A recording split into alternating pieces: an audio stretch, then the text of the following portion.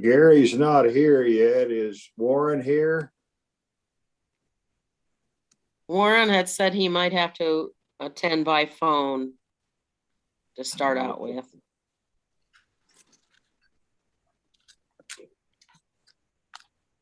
Well, and how about staff? Sheila Kemmis, Commission Support, Pratt. Brad Lovelace, Secretary Topeka. Mike Miller, Assistant Secretary Pratt. Chris Thomason, Legal Counsel. Okay, are there any additions or deletions to the minutes? Yes, I have one. Megan Maydew will present our new logo and branding elements to the commission at the end of the afternoon session if time permits. If we're running late, she will do it at the beginning of the evening session.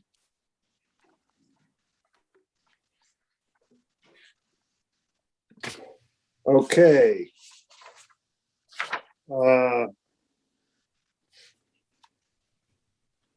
Let's have is there any additions or corrections to the minutes? I believe I have one. I think at the beginning of the minutes, it said you called the meeting to order at 1:30 and it should have been 1 o'clock. Yeah, that would be right.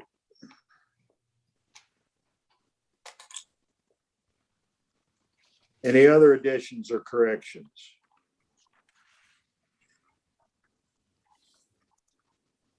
Well, could I have a motion that they be approved as presented? I so move. Commissioner Spore. Commissioner Sill, second. It's been moved and seconded that the minutes of the June 17th meeting be approved as presented and corrected. All those in favor say aye. Aye. Aye. Okay, now we have an opportunity which we encourage and welcome general public comment on non-agenda items. So is there anybody who has any comment on something that's not going to be touched on later today?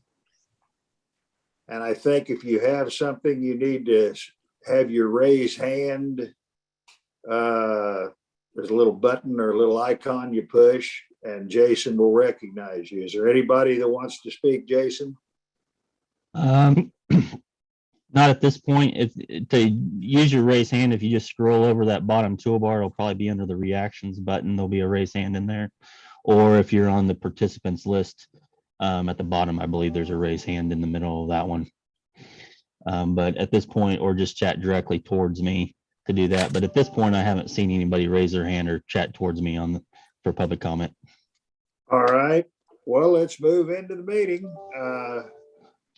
Agency and state fiscal status, Brad. Thank you, Chairman Lauber. As of July 1st, the tourism division has transferred to the Department of Commerce. We are sorry to see them go, but they're doing great things in commerce and will continue to do that. We, of course, continue to work with them on projects. We've just been talking this week about teaming up on a project. And so we'll remain close partners as we both serve Kansas, but they are sitting under Department of Commerce's roof now as of July 1st.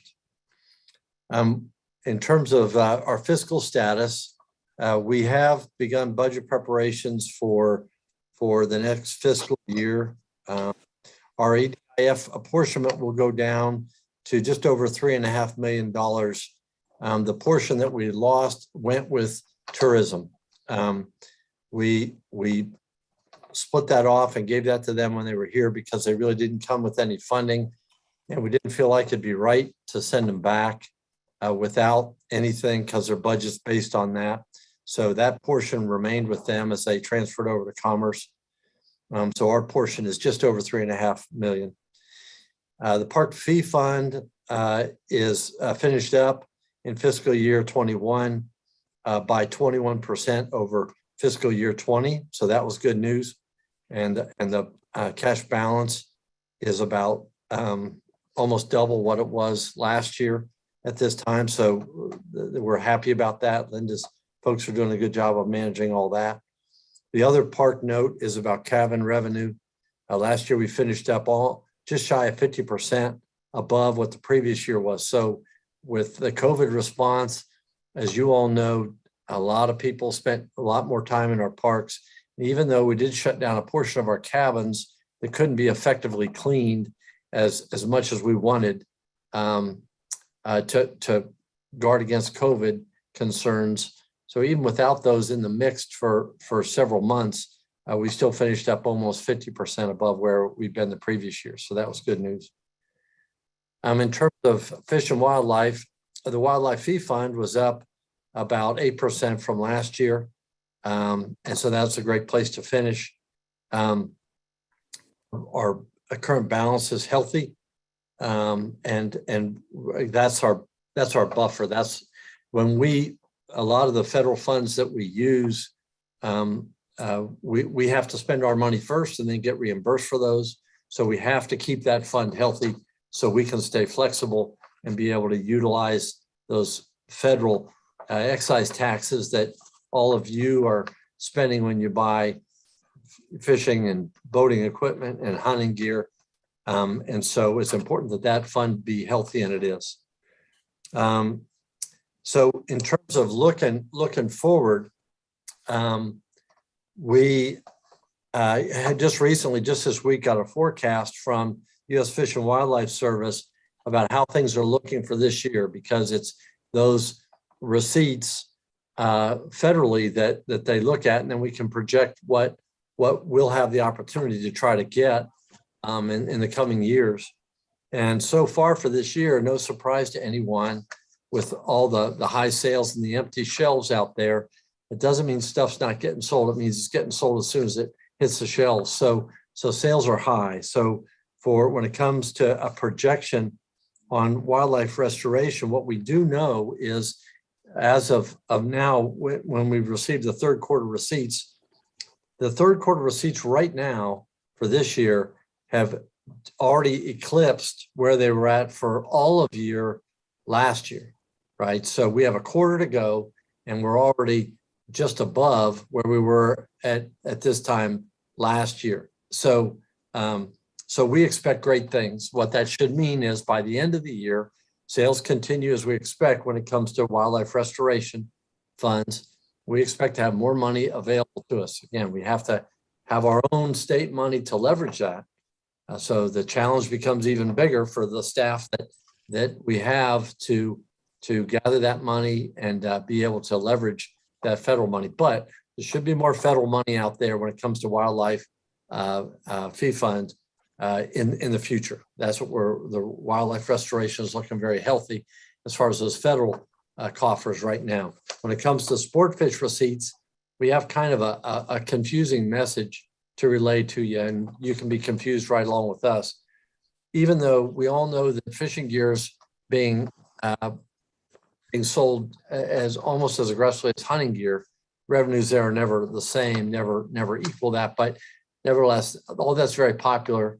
But the report we got through the third quarter shows actually about a 5% decline. It doesn't make any sense to us. It doesn't make sense to Fish and Wildlife Service either. So they're working with the IRS to figure out why those numbers are the way they are. They just don't make sense to us. If these would continue, then we'd see a little decline over what we got last year. And we're certainly not looking for that. We hope that they'll be able to correct their numbers, make them more accurate. And we hope to have a little bit more money in the sport fish receipts at the end of this year than we had last year. But it's a little bit of a confusing picture right now, but that's the best we know.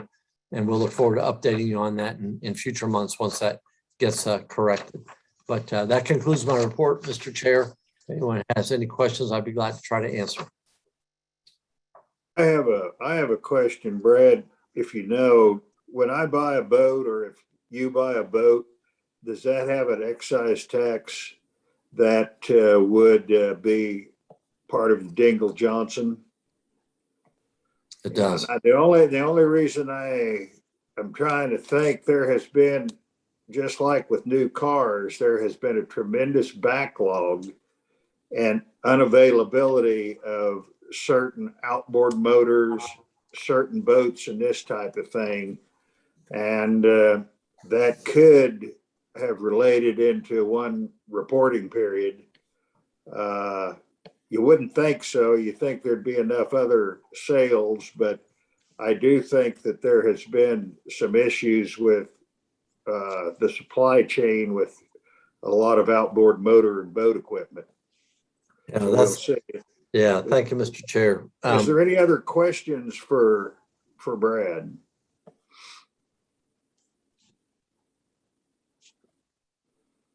Well, thank you. Hearing none, let's move to general discussion, and Levi Jaster is going to explain with crisp clarity all the big game regulations that are coming up.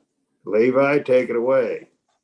All right, Levi Jasper, Emporia. So thank you, Mr. Chairman. This is the time of year when we introduce our big game regulations for review.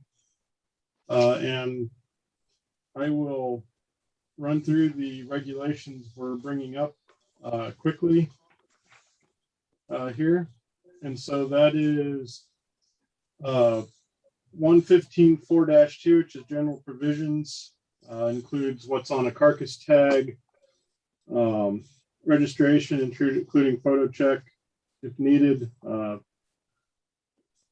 procedures for possessing or transferring meat to another person, and such. We did recently change the proof of sex to allow hunters to voluntarily leave parts of the carcass that are worse for spreading chronic wasting disease in the field. And then the next regulation right now is 115.4-4, which is legal equipment and taking methods. Last year, we changed that to allow the fire stick as part of muzzleloading, legal muzzleloading equipment for big game, and also changed the requirement for an orange hat to an orange garment, still meeting the percentage of orange needed. This also includes 115.4-6, which sets the deer management units. 115.4-11 is the big game and wild turkey permit applications. And 115.4-13 sets the deer permit descriptions and restrictions. These are now open to review. Currently, there's not any proposed changes, although we may be coming forward with some at the next meeting. And that would wrap up the 115-4 big game and turkey permanent regulations from me. Okay. Somehow, I think that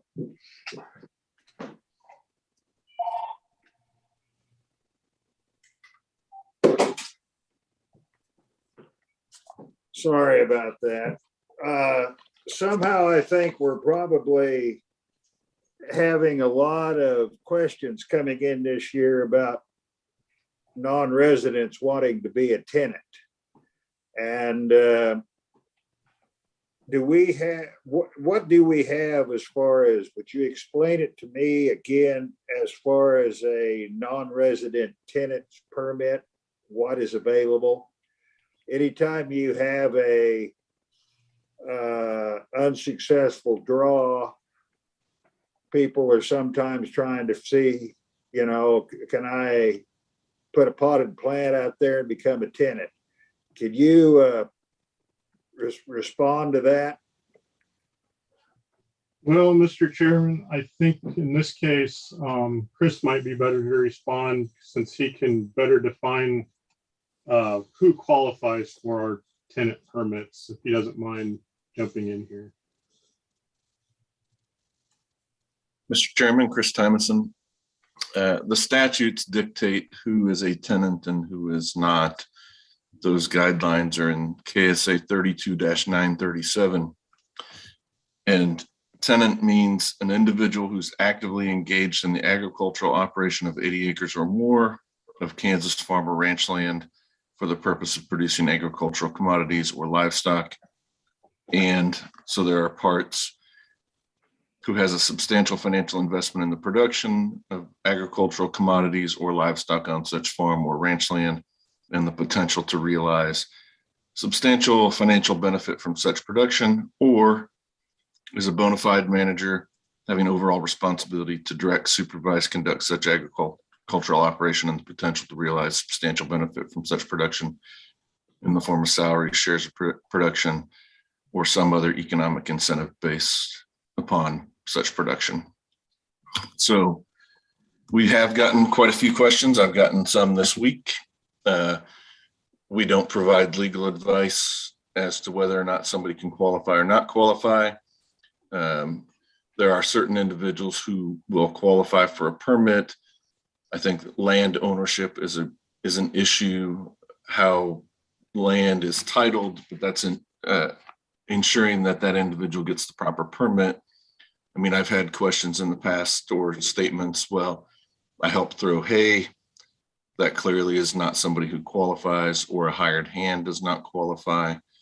And so these are individual case-by-case scenarios that have to be analyzed when somebody claims tenancy. One of the triggers is somebody who would be applying in the draw and getting a draw permit every year consistently, and then all of a sudden now they want to apply for a tenant permit. That doesn't mean that they're not qualified, but that's a flag. And some of the things that we look at when we do those investigations include FSA or NRCS records, income tax. If somebody's legitimately in the business of farming or ranching, they're going to have those types of things. If you did qualify under our description, are you able to buy a non-resident tenant license over the counter? Yes, non-resident tenant permits are available over the counter, as are And non-resident they are landowner. good on the aforementioned 80 acres or more that you're claiming as your tenancy. Tenants are treated more broadly than that. They're not limited to just hunting their own land.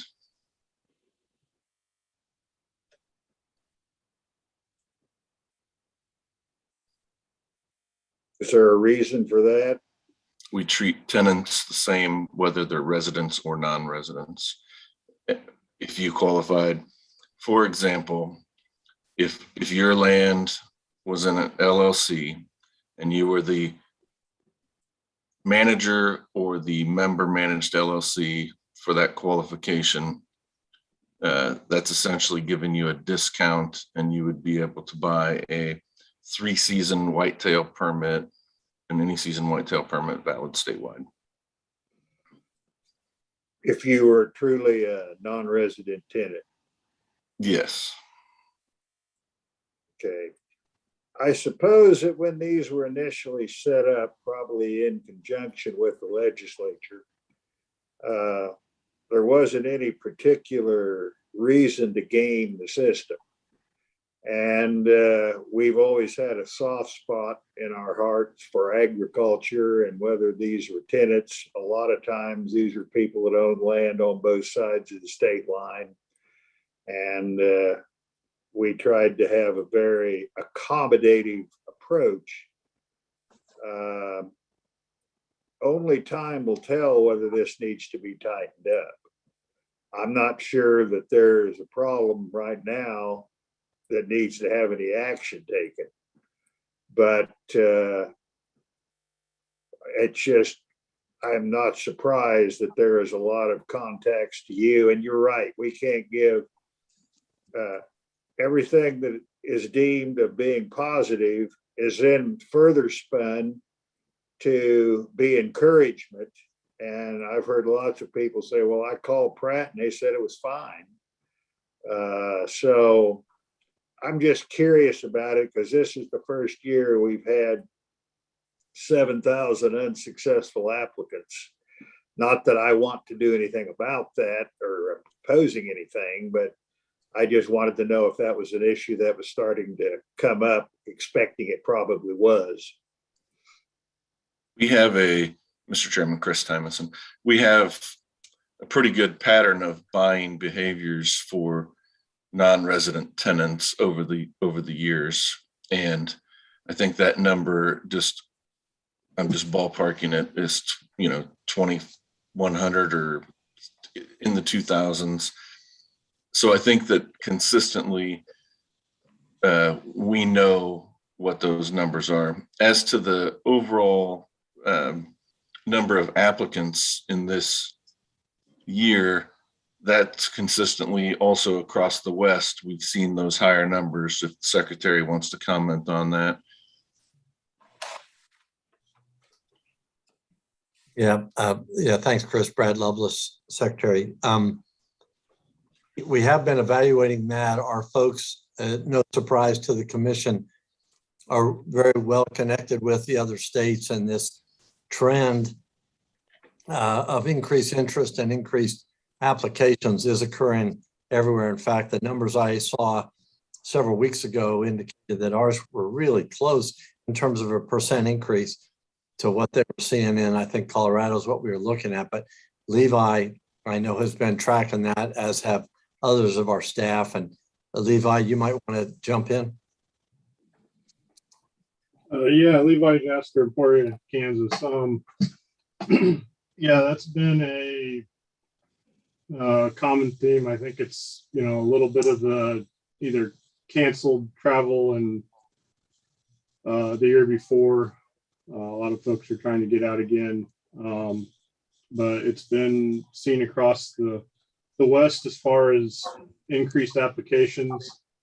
It's been discussed in a lot of the Western agency groups and amongst folks as far as what can be done, because most of the other states have a much more complicated draw system than us too. And so there's been quite a few changes. Some places out there if you started getting points back when they started the system, you might be, ready to draw about the time you're well into your retirement. Some people are buying points for children as soon as they're born, just so they can have a chance at some of these units. And so there's been a lot of discussion about that and quite a few changes that have, I think, caused many people to be dissatisfied with the process, feeling that their thought is their investment in those points has been now rendered worthless. And so they're looking for different places. And Kansas is a place that's pretty simple, including having talked to some folks that are part of these companies that basically apply for people. They even comment that our system's pretty easy to navigate and get in. And we have excellent draw odds too, relative to many places. So it makes it popular, and we're well known. Yep. But we have many more tags than other places too, like Iowa or wherever, that are much more limited. So, well, we still have 80%-ish as far as drawing success.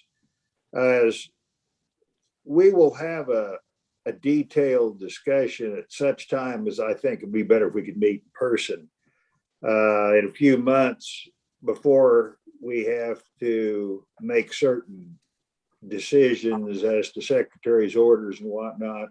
We will have this discussion and go into it in depth. And like I say, I don't particularly have a good answer for anything. You've got residents who feel like there's too many non-residents, and non-resident guides that we want more. And we have to balance that, and we have to make sure that we don't unduly behave in a way that is punitive to Kansas residents. So that's something we're going to be thinking about. And if this is a continued trend, we're probably going to want to think about selling preference points. Brad? Yeah, thank you, Mr. Chair. Brad Lovell, Secretary. I appreciate Levi kind of putting in perspective, and I think your thoughts about looking ahead and how we may need to adjust are spot on. I'll just put you into one of the conversations we've been having. Everybody refers to the Western states and the way they manage their big game draws. And in some of our conversations of late, we started to think maybe we need to shift our paradigm here in Kansas, because in terms of the deer program, we are more and more, I think, seen as one of those Western states in terms of the desirability of our deer. And we're looped into that population when people say, where am I going to apply for?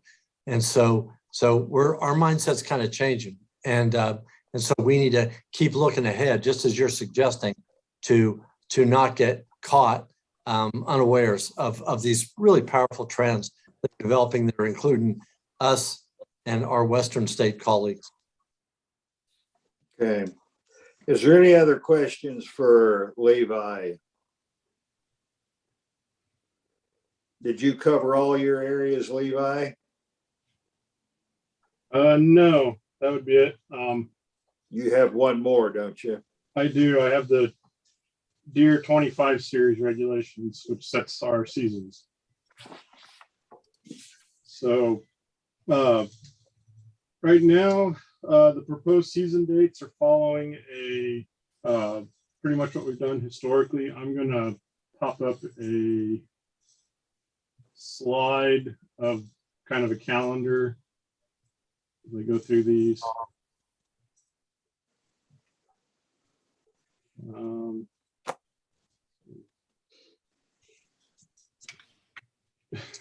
I had it. Can you see the calendar now? Yes, I can. All right. No, that's not what I wanted. Okay. So the proposed dates for the 2022-2023 season, youth and disability would start in September on the 3rd and run through the 11th. Early muzzleloader would start on the 12th, concurrently with archery, as we've done in the past, and run through the 25th of September. Archery again would start on the 12th and run through the December 31st. The pre-rut season, the 3 days would be October 8th through the 10th, again around Columbus Day, when some people have a holiday. And then the regular firearm season is their traditional Wednesday after Thanksgiving. So that begins on November 30th and runs through the 11th of December. And then the 3 options for the extended January whitetail antlerless only seasons is the short season from the 1st to the 8th. The second option is the January 1st through January 15th, 2023. And the third option is January 1st through January 22nd, 2023. And then in DMU 19, the extended archery season for whitetail antlerless only is January 23rd through January 31st. So ends up the month of January. Additionally, we're discussing the antlerless permits validity on particular wildlife areas. Certain wildlife areas have adjusted the number of permits valid, usually towards more. The state standard is only the first one is valid on Kansas public land that's managed by KDWP. But some units some areas have allowed up to the full 5. And some of those wildlife areas would like to potentially make changes to that. But we're still working out what those changes might be exactly. So we will bring more of that to you in the future, but that's the proposed statewide deer season dates for the 2022 to 2023 season. Okay, does anybody have any questions on that?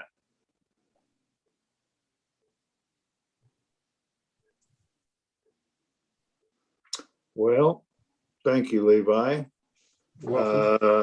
Let's move into the R3 action plan report. Dana?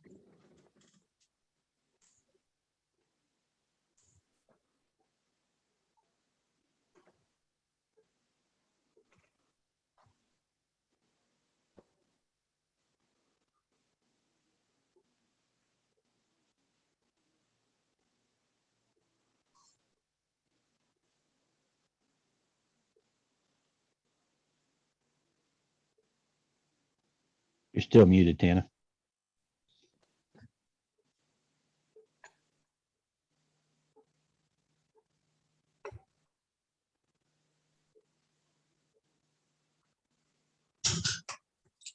Pana's not that shy, so I know she's not afraid to speak.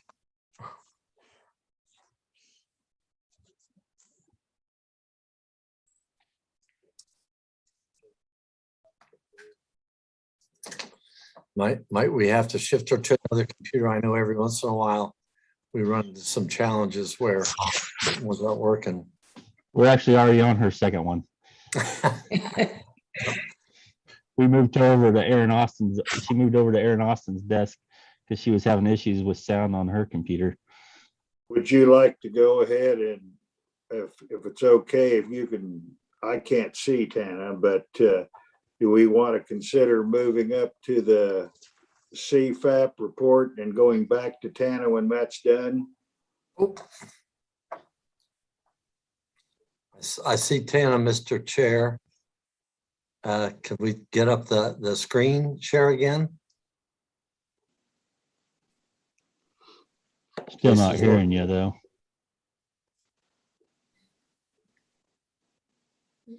How about, I think that's a good suggestion, Jason, if that makes sense to shift, if we can do CFAP. Okay, is Jeff available? If so, let's go with the Community Fisheries Assistance Program, Jeff Conley, and we'll go back to Tana after that presentation and see if we've got sound. All right, can everybody hear me? Yes. Okay, let me share my screen here.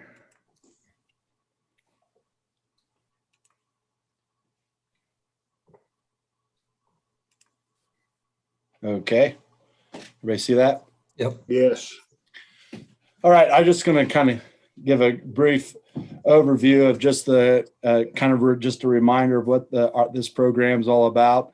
It's a pretty big program within the fisheries division. You know, we spend almost $1.2 million on this program, but it has a lot of you know, bang for your buck, you know, type of deal. So let's see if I can advance my slide.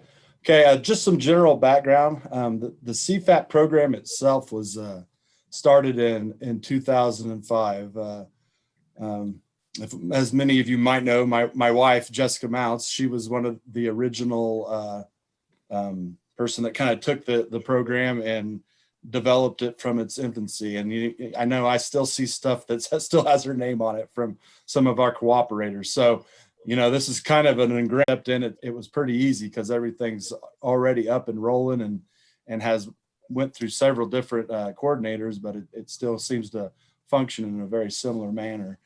So this is using sport fish restoration grant, and I'll talk about it a little bit more, but that originally it was like 100% match. We could use match from the communities and what they gave us, which make that a very, you know, enticing federal aid program with that 100% match. Not quite way it is now, but it's still a good program.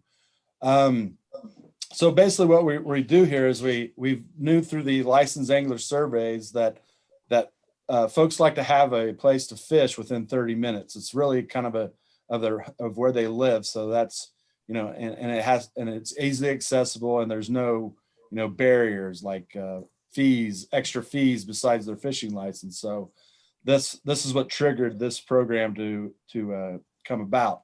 We had all these, I mean, all these local fisheries have been there for years, but they were in some cases charging money, in some cases not, and it's kind of a convoluted system. So this program was brought about to try to kind of just make it easier for the angler to say, hey, I can go fish there. I've got a fishing license. It's open for me to go. Currently, we set out we've got like almost 90% of the communities that have an available fishery in the program at this point in time. So it's, there's not a lot of growth, but we still do get new properties, every year. 1 or 2, 3 or 4, every so often. We'll lose a couple, but that's not normal. So the program goals, like I've stated before, were remove financial barriers to fishing, pay the communities in lieu of charging permits to fish. So basically, we're just trying to, everybody might remember those days back before 2005, where if you went to a local fishery, you might have to pay another fee to get in, get through the gates and fish. So we were trying to remove that. So to have free public access with just the fishing license. Number 2, we wanted to have some, be able to manage those fisheries to the best of, what was there and what we could do to make them the best for the public there. And so we utilize our district fisheries biologists. So, I run the books on this program, but our biologists do all the work. They're on the ground. They're working with those communities, figuring out what kind of fisheries they want, what are the best type of opportunities that are available to that particular body of water. And they try to optimize that to make it as a good enough experience as possible. So we do that through stocking and population monitoring and management.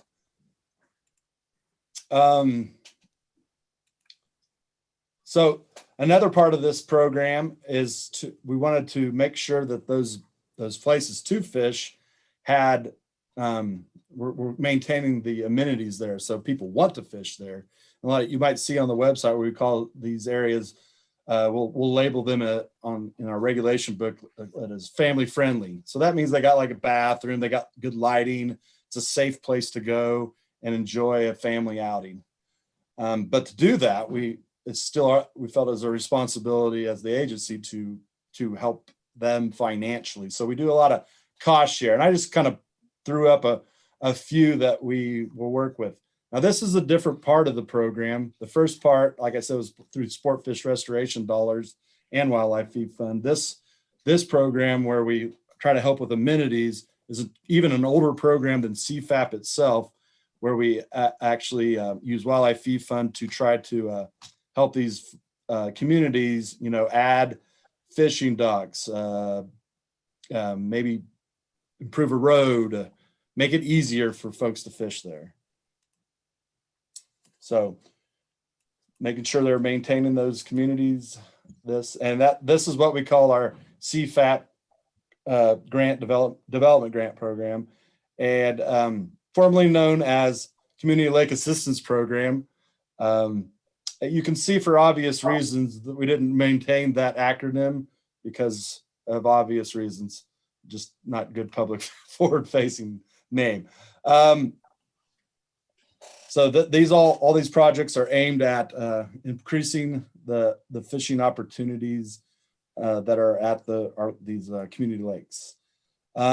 Also, we, as part of this, we want to make sure everybody knows about it. So what goes into that will also be like, having the atlas, so we can, where those areas occur at. Now we have the digital atlas that some of you may be familiar with, that you can just download onto your phone and start exploring. And within the atlas is our WEFA properties and our state fishing lakes, as well as our federal reservoirs. So it's kind of one-stop shopping to find a place to go. You can see these are just kind of some of the amenities that that come with the program. Monitoring, stocking, fish population assessments. So it's all part of the program. This presentation is what I usually give to people that want to know to get into the program. So this is kind of the process we lead them to. Of course, the communities will first apply to be considered for the program.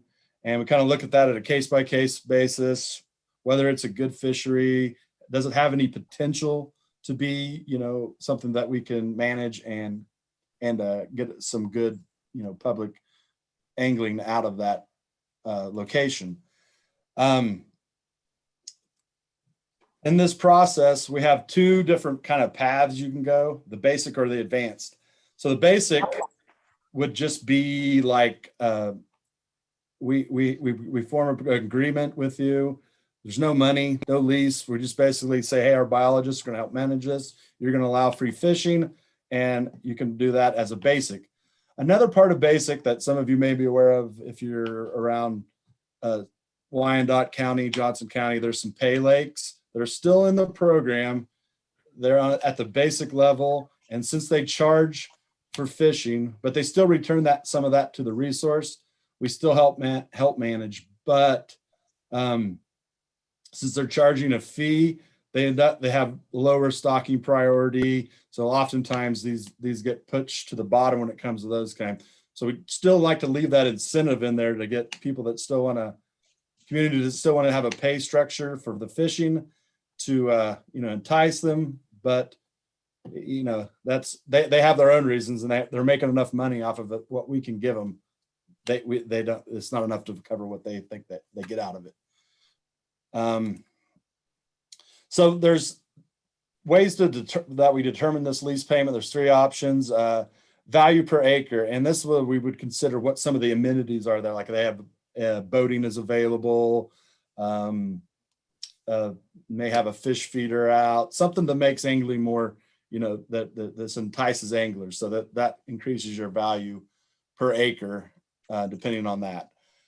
The other method that we used was taking the permit revenue, what they put for their fishing at that lake, and tried to make a comparable offer to what they were making off of their revenue. And then we have a lot of smaller communities, in the western part of the state that really still wanted to be in the program. They may not even actually been charging a fee or anything, but we still gave them the opportunity to have a small payment to help with any day in, day out O&M expenses, like mowing, trash pickup, those kind of things to keep them afloat. So, and then you receive your check. First off, we send out payments in a kind of a split way, 75% in the month of April, and 25% in the month of October. Those were to entice people to submit their operating and management forms.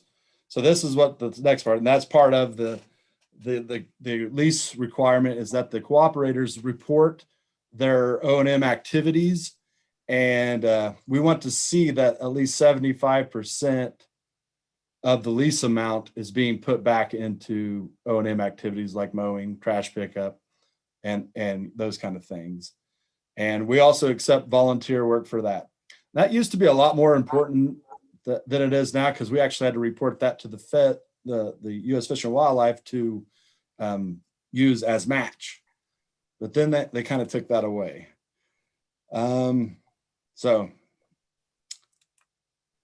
and here's some just eligible activities, mowing, habitat improvement, fish feeding, electrical, water, trash pickup, new infrastructure like docks and things like that. Okay, the cooperator's requirements is that they no longer charge permit to fish, submit quarterly reports documenting O&M, and contact fisheries biologists before making any fisheries related decisions. So we still have an agreement that our biologists will be making those decisions with the communities to best fit the needs of the pond or lake that's there. What we provide is the annual lease payment, the properly manage the fishery, and provide regulation and signage on the property. And with that, our law enforcement will be available to, will patrol and enforce any laws on the property as far as game laws are concerned. These contracts are not real binding. If at any point in time, either we determine that this is not a good relationship or the community determines, we can opt out with just 45 days notice. Doesn't happen very often. Funding, of course, this comes from Sport Fish Restoration. Like I said before, the annual grant budget is around $900,000. Like 778,000 goes towards lease payments. The rest are for like incidental, like maybe we need to spray weeds or things like that, some kind of consumable. Or yeah, like I said, this had changed. It was 100% at one point in time, but it's not anymore. And we also do salaries for our staff through that on work on this grant project through this too. So when you have a successful program, other programs get started being piled into it to make it even better. So we have other programs that work in conjunction with the CFAP program. And some of you are aware of our winter fishing opportunities. Of course, we have a lot of state properties that are enrolled that we as stock fish in, but we also supply through the CFAP grant monies to some of our cooperators to do a winter fishing opportunity. You know, this would be like Shawnee County, Wichita, those places are taking advantage of that winter fishing opportunity through the grant. We also urban catfish stocking program. A lot of our CFAP lakes and urban catfish stocking lakes are CFAP lakes in urban areas. So that's as a way that we have enhanced this. And of course, that program is, we get commercial fish that are already at catchable size, in heavily fished urban areas, kind of a take fish, where we put them in, they take them out, take them home and eat them. Also within these, we have our Friends of Reservoirs chapters. Those are in conjunction with the Reservoir Fish Habitat Partnership. And we work with those, they work with the community to improve habitat in these aging lakes, which most of these are, built in the 30s. So they are aging, the habitat that was once there is disappearing and it's getting shallower, silted in. And we work on projects like that through that program too.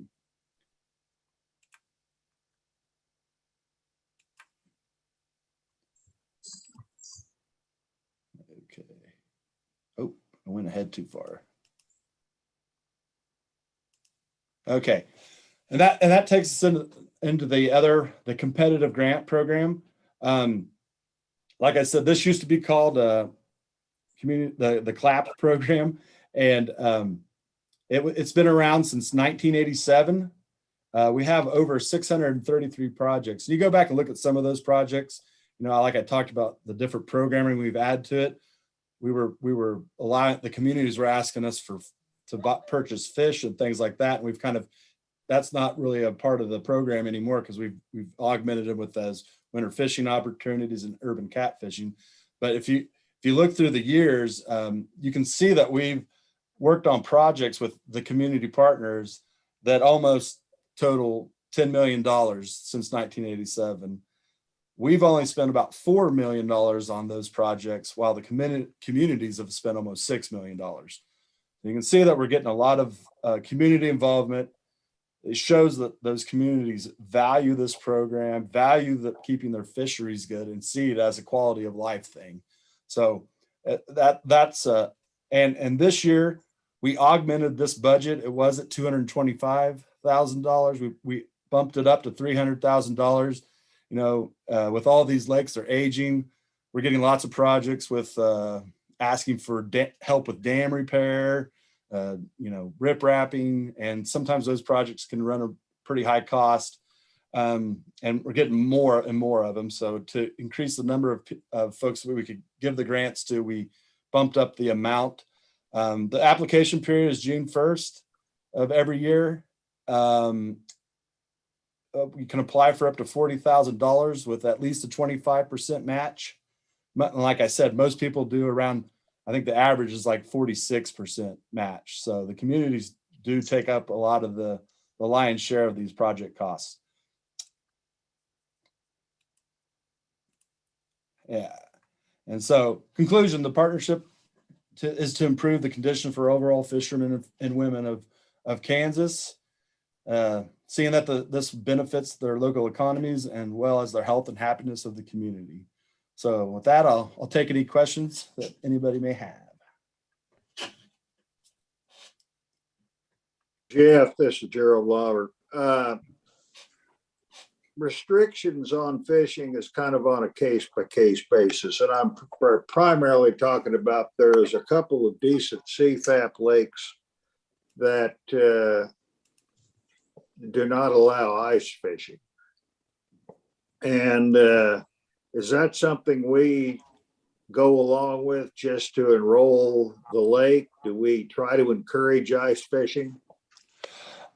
I ran into that a little bit last year, and you know that the one thing that is the safety factor that we don't push. I know sometimes some of these are smaller lakes, they may have like an aeration on it, and you know those just aren't safe places to ice fish on. And I think we ran into that, and I think Marysville, there was a question about that at the Country Club Lake there last year, and it just didn't seem safe to do that because I knew I just partnered with an aeration project on that property. So I was like, that's probably not a good idea.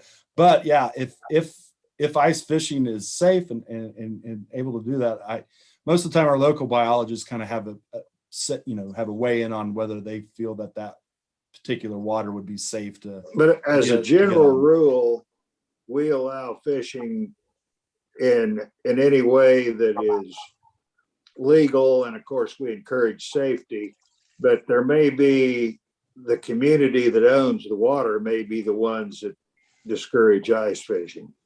Yeah, and I think that's just having not some of them not having the facilities to rescue and those kind of things. It's high cost and just trying to be as safe as possible. We know our number of ice fishing days in Kansas is most years is 0. But we do get a few here and there in the northern parts of the state. So, yeah, that is an acceptable activity. But I also leave it up to those communities if they feel it's not safe, that it's probably warranted. Yeah, well, being an ice fisherman, I have a different view than some people, but we want to participate with the local communities. Is there any other questions for Jeff?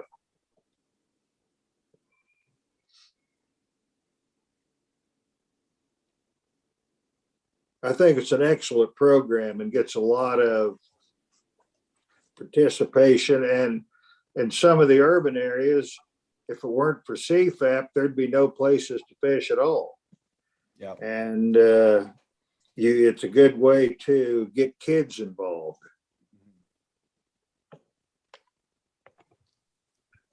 All right. Well, is Tana ready? Any other questions for Jeff? Well, thank you very much for that presentation. Thank you. Is Tana ready? We're going to try here.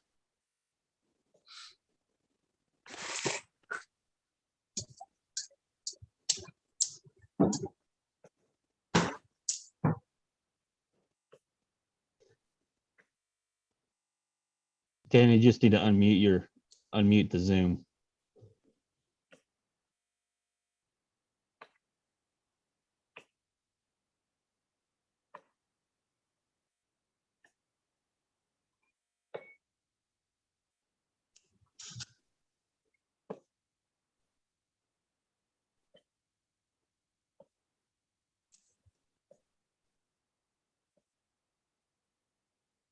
Okay, can you all hear me?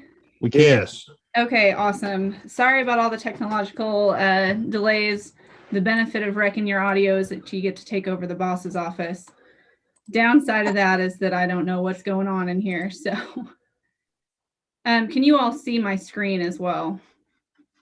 We're just seeing one of the screen's backgrounds.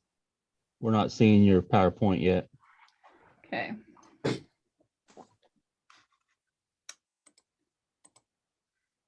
I don't think it has anything to do with those.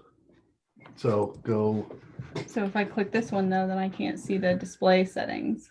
okay, so click. So if I hit play from beginning. There we go. Okay, now move that off. You can drag Nope, that. we're good. We can see your presentation now. Perfect.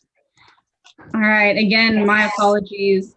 And thank you, Mr. Chairman, members of the commission. I'm excited to present to you setbacks. So I visited with you a little bit in the past about R3 and also about some of our diversity, equity, and inclusion work. So I'm back today to give you an update on our Kansas R3 action plan and some of our progress to date.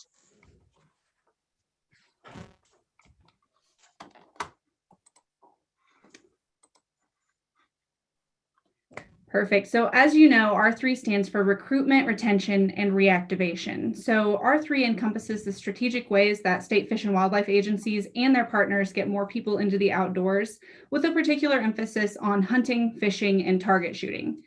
R3 is unique in the fact that it focuses heavily on identifying a target audience and assessing the needs of that particular audience, and then placing a heavy emphasis on evaluation to determine whether or not the needs of that audience are being adequately met.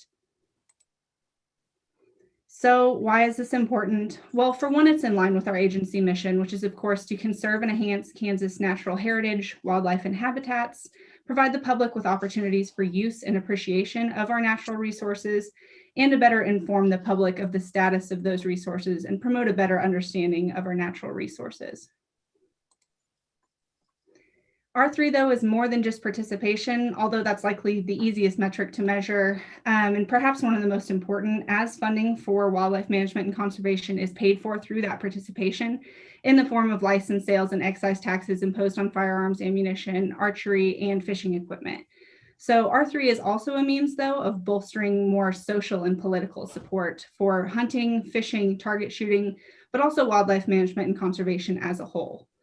So because R3 is so important, it's critical that we have a plan for outlining its use and kind of outlining that steps to implementation, how our agency can be involved and how our partners can be involved as well. So we're looking at that both on a local level and on a national level, and that's referred to as an R3 action plan. So why an action plan? The Kansas R3 action plan will serve as a living guiding document capable of adaptation to both changing social or biological trends. So we're going to employ specific strategies to recruit, retain, and reactivate new users with a heavy emphasis on both internal and external collaboration, exploring any areas of capacity constraint, and emphasizing the importance of evaluating our efforts. Our Kansas R3 action plan will be a step down of the national plan, which is the National Hunting and Shooting Sports Action Plan, for a more localized and Kansas-specific approach.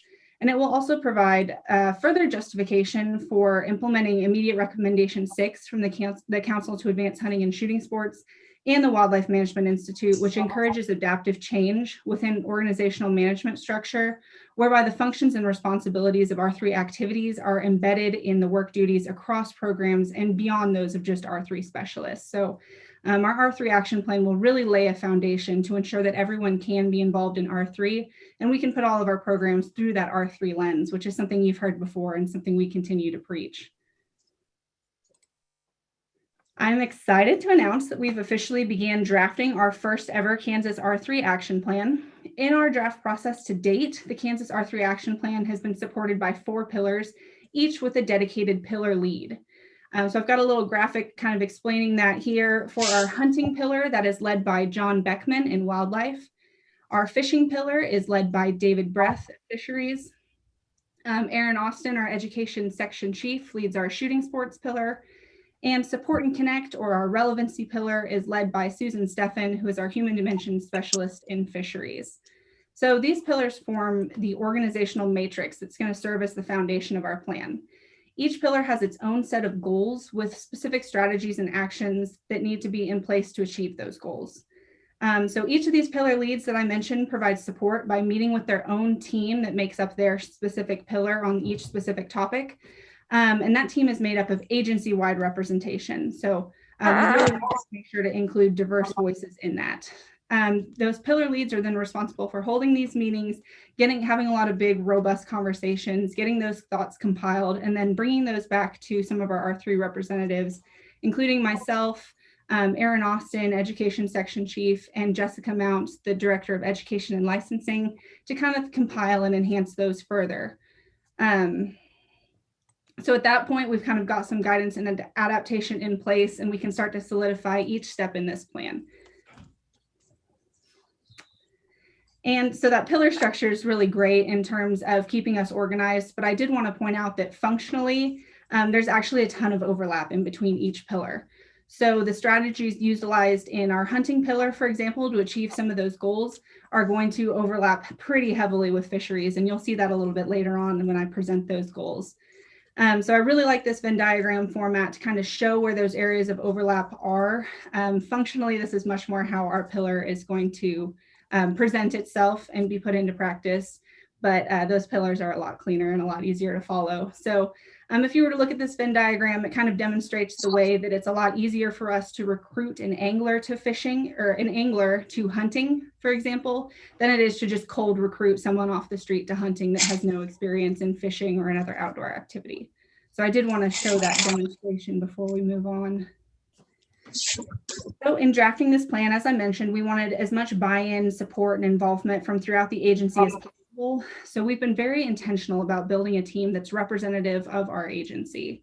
So as you can see here, I've got a color-coded list of folks that have been involved in this process to date. This doesn't even include everyone. We've had so much feedback and response that we're so thankful for, but these are some of our main contributors, of course, with those pillar leads bolded as well for your reference. Okay, so we have a really great process of checkpoints as well. And these checkpoints are in place to ensure that we're making appropriate progress in supporting the work of our pillars, but then also taking steps along the way to allow people to ask questions, invite any feedback, and get support from throughout the agency. So in this process, like I mentioned before, pillar leads work individually with their pillars to have these meetings and compile their thoughts. And then when they come back and meet with myself, Jessica, and Aaron, that's when we have our first pillar lead checkpoint. So that's when we compile their information and try to kind of refine where they're at in the process, refine those draft goals that they've brought together. From there, these goals are then polished a little bit and taken to the management team in an effort to collect additional feedback. This is really to ensure that our draft goals are in line with the goals and mission of our entire agency. So this is kind of a big picture thinking, hey, does this align with the goals and priorities of KDWP? It's at that time also that we asked permission to follow up at this next stage, which are these section and division chats, to make sure that we can engage each section and division on a more personal level. So this stage of the checkpoint typically consists of small group discussions with key members of each section or division. We asked to make sure that the direction of the plan is in line not only with big picture agency direction, but also in line with the goals and objectives for their specific section or division. So this is really important, and this is where we get a lot of really great feedback as far as where individual sectors of the agency are headed and how this plan can both support those areas and just work in collaboration there. So once we've worked through that section and division checkpoint level, we've got that broad agency support we're looking for, then we're prepared to present our progress to some of our national R3 partners. So that includes the Recreational Boating and Fishing Foundation, the Wildlife Management Institute, and DJ Case and Associates. So they'll take all that information that we bring to them and give us some feedback on their experience working with a similar process in other states that have developed an R3 action plan, and also kind of make sure that we're addressing some of the national trends. So it's a pretty robust process. It can seem a little bit tedious, but input obtained through this checkpoint process is then brought back to the pillar leads and we start the cycle over again. It's a very process-driven approach. It's really robust in ensuring we have lots of opportunities for buy-in and support. And so far, this has served our process really well. All right, so based on our initial cycle and checkpoints, I'm excited to present the most updated version of our Kansas R3 Action Plan purpose, which is connecting people to the outdoors and ensuring that everyone may enjoy a broad range of hunting, fishing, shooting, and other outdoor opportunities in Kansas. We've also compiled our most updated list of draft high-level goals to date. Again, this is very much in the draft format. I'll give everyone a moment to read over those, but please note some of the similar themes you might see across pillars, including an emphasis in increasing participation, engaging diverse audiences, and also inspiring advocacy and emphasizing evaluation. So I'll give you just a few minutes there.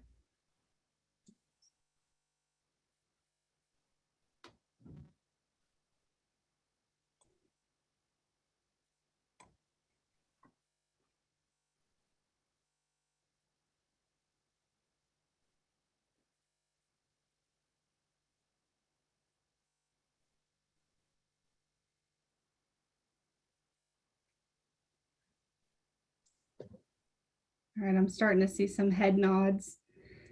So I hope you did notice some of those recurring themes. We felt it really important, especially with R3 and its heavy emphasis in evaluation and engaging some diverse audiences, increasing participation, to elevate that to the high level goals. It looks very similar now between each pillar, but as we work down through objectives and strategies and even specific actions necessary to accomplish those goals within a pillar, you'll find that those strategies might end up diverging just a bit. The KDWP team of R3 Action Plan contributors is really excited to share this progress with you and continue building on our plan. We'll be focusing next on objectives and kind of just start breaking that down into more specific strategies necessary for addressing these goals.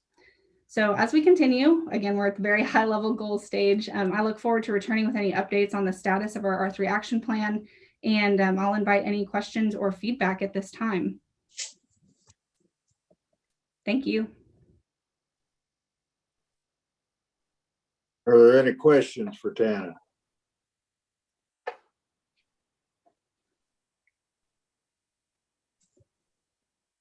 Well, hearing none, thank you very much. Thank you, Mr. Chairman. Okay, the next item on the agenda is IWeHA, Wes Sowards. Thank you, Chairman, members of the commission. Wes Sowards, I'm the Assistant Director of the Wildlife Division. And I was able to update you all about a year ago regarding the interactive walk-in hunting access program that we began in the fall of 2017. The whole goal of this program was to really have a way to limit use on particular tracks, specifically in our heavily urban areas. So Kansas City, Topeka, Wichita, Salina, those areas. So there's 22 counties in total where we are delivering this program and prioritizing this program. And a big reason behind that is through the years, we've done a lot of human dimension surveys specifically to our landowners in the state. And one of the biggest limiting factors for those folks to sign up into any of our private lands access programs was just the inability to restrict the number of hunters that are allowed out there. Along with that, other restrictions that they'd like to see, access points, we weren't able to really touch on those things. So with this program, what we did was we tied it with the iSportsman application that we have on several of our wildlife areas across the state. And what that allowed us to do was to restrict use and set basically limits on each area on how many people can sign into that area in a given day. What it also allowed us to do is to create additional rules, allow landowners to kind of customize the access in a way that suits their operation. Things like limiting it to archery deer only, turkey only, different things of that nature.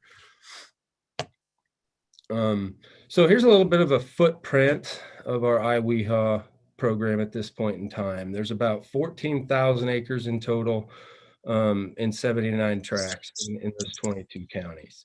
A year ago, when I updated you, it was a little over 10,000 acres and about 60 tracts. So steadily increasing our footprint over time in our 4th year here. Here's just a little review. We went over last time, but here's sort of an example of the acknowledgement that comes up online when a hunter is checking into the system. It provides an overarching acknowledgement for iWeHA properties in general. Lists some of the regulations pertaining to our private lands and waters. And then on the right side, you'll see that's the running list of all the properties, and the red ones are those that are checked into already. So if a hunter goes to try to check into a property, it will show them right away in plain black and white or red that the property is not able to be checked into for that day. So here's some other acknowledgements. I gave you some examples earlier, but we can close certain properties on the weekend. We've got, just for an example, we've got a church camp that is doing other extracurricular activities over the weekend. So we're able to make that really flexible for them and also allow hunting access where it wasn't allowed previous. So some other acknowledgements: no toxic shot. And then we have our group, what I call our group concept. So what this is really is sort of a segue from Tana's R3 discussion, but this is really to get folks taking kids or new hunters along with them. So what we've got is sort of only one person would have to check in, but can bring an additional 1 or 2 people with them as a part of a group. And we can also direct folks, as you see in the bottom right there, to specific parking areas through some online attached maps. Take a little look at hunter check-ins over the last 4 years of the iWeHA program. As you can see, this past fall and spring saw the biggest check-ins by far. Really what you're seeing here is exponential growth from year to year. So we saw just under 7,000 check-ins, just over 6,800 check-ins this last fall and spring. It was just under 4,000 the year before that. In 18-19, we were looking at about 1,000. And in the first year, we had just about 100. So really seeing positive growth as we go each year, which equates to about 32 check-ins per day. So that also is increasing every year. One of the components to the iSportsman program, as many of you are aware, is you have to create a user account with iSportsman. So far to date, as you can see at the bottom there, in all the years of iWeHA, there have been 2,231 unique accounts that have used the system and that have used the private lands iWeHA tracts. This past year, there was over 1,400 unique accounts that used iWeHA, which equates to about each hunter is coming back and checking in about 5 times each year. And as you can see here, as far as activity through iWeHA, archery, deer hunting, and just deer hunting in general takes the cake. I don't think any of our biologists were surprised about this. Most of our tracts are really terrific deer properties in general, so we would expect that to be the case. But what we did see last year was a significant increase in waterfowl hunting, mostly due to a couple of big watershed ponds, some of those CFAP lakes. We've also got enrolled in the interactive walk-in hunting program as well. So those see some pretty good waterfowl use. And as you'll see later on here, when we get to harvest, it's very skewed towards waterfowl success. So, but as you can see, a lot of different activities going on, very diverse landscapes out there. So Check-ins by customer type. So this hasn't really changed. It certainly changes at any given point throughout the year. If you talk about dove hunting, you're primarily looking at residents. When you get into firearms, deer season is when things get a little skewed towards non-residents. But in general, through the first 4 years of the program, we're looking at an 88% to 12% split on residents versus non-residents.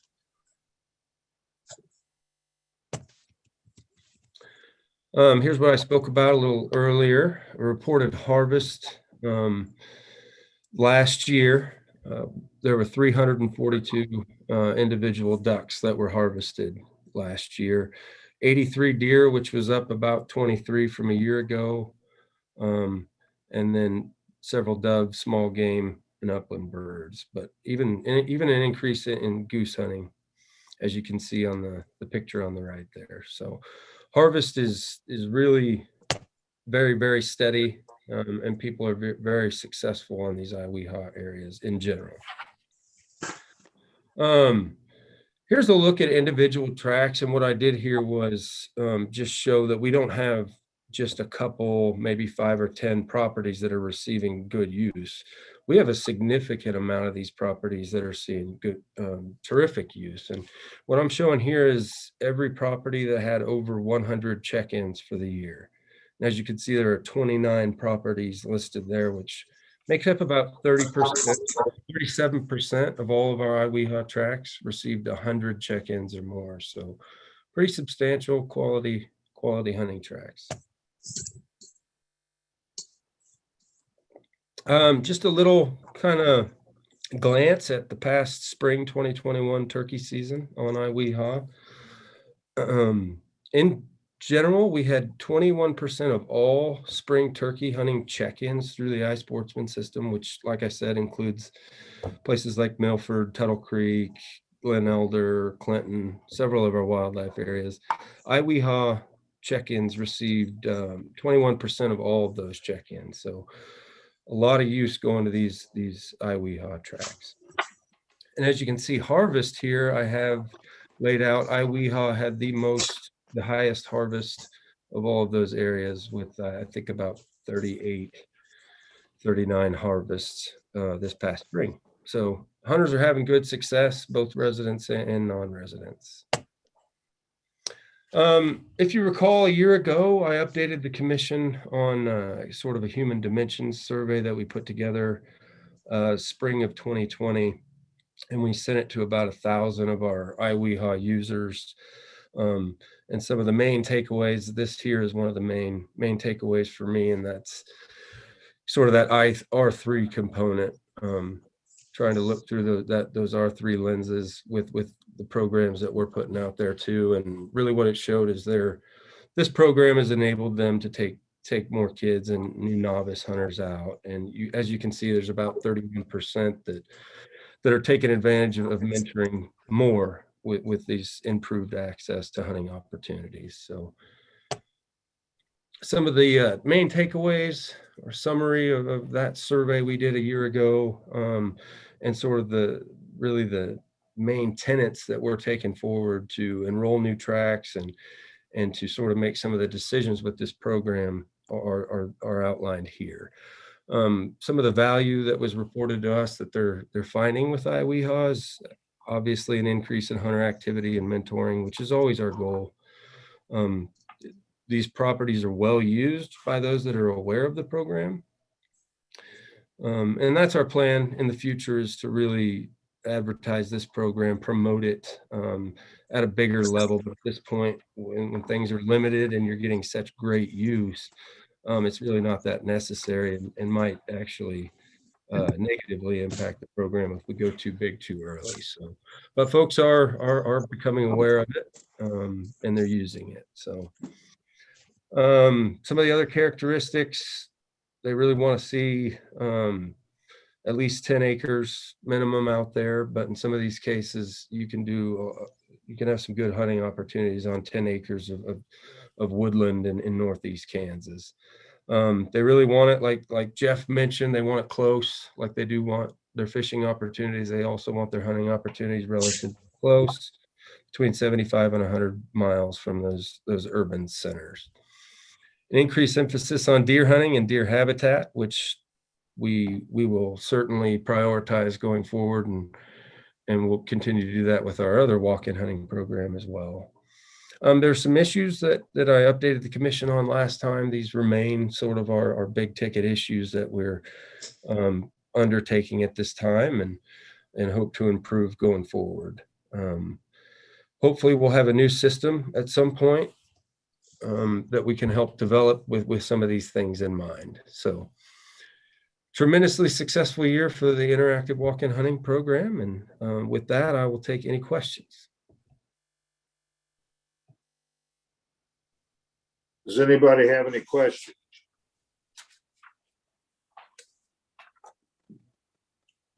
When you talk about tying up the properties, what do you mean by that?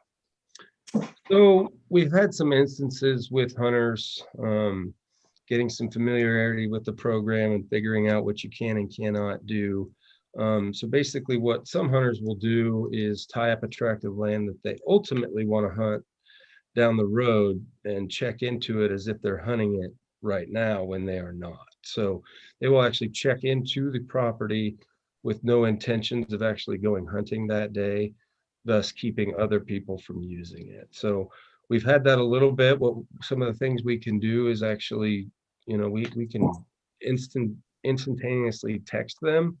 We can send an email. Those are some things that I don't want to do on a regular basis, but in some cases it has helped with folks understanding that we're watching and are aware of what's going on and making sure that they're doing things right so other people have that opportunity.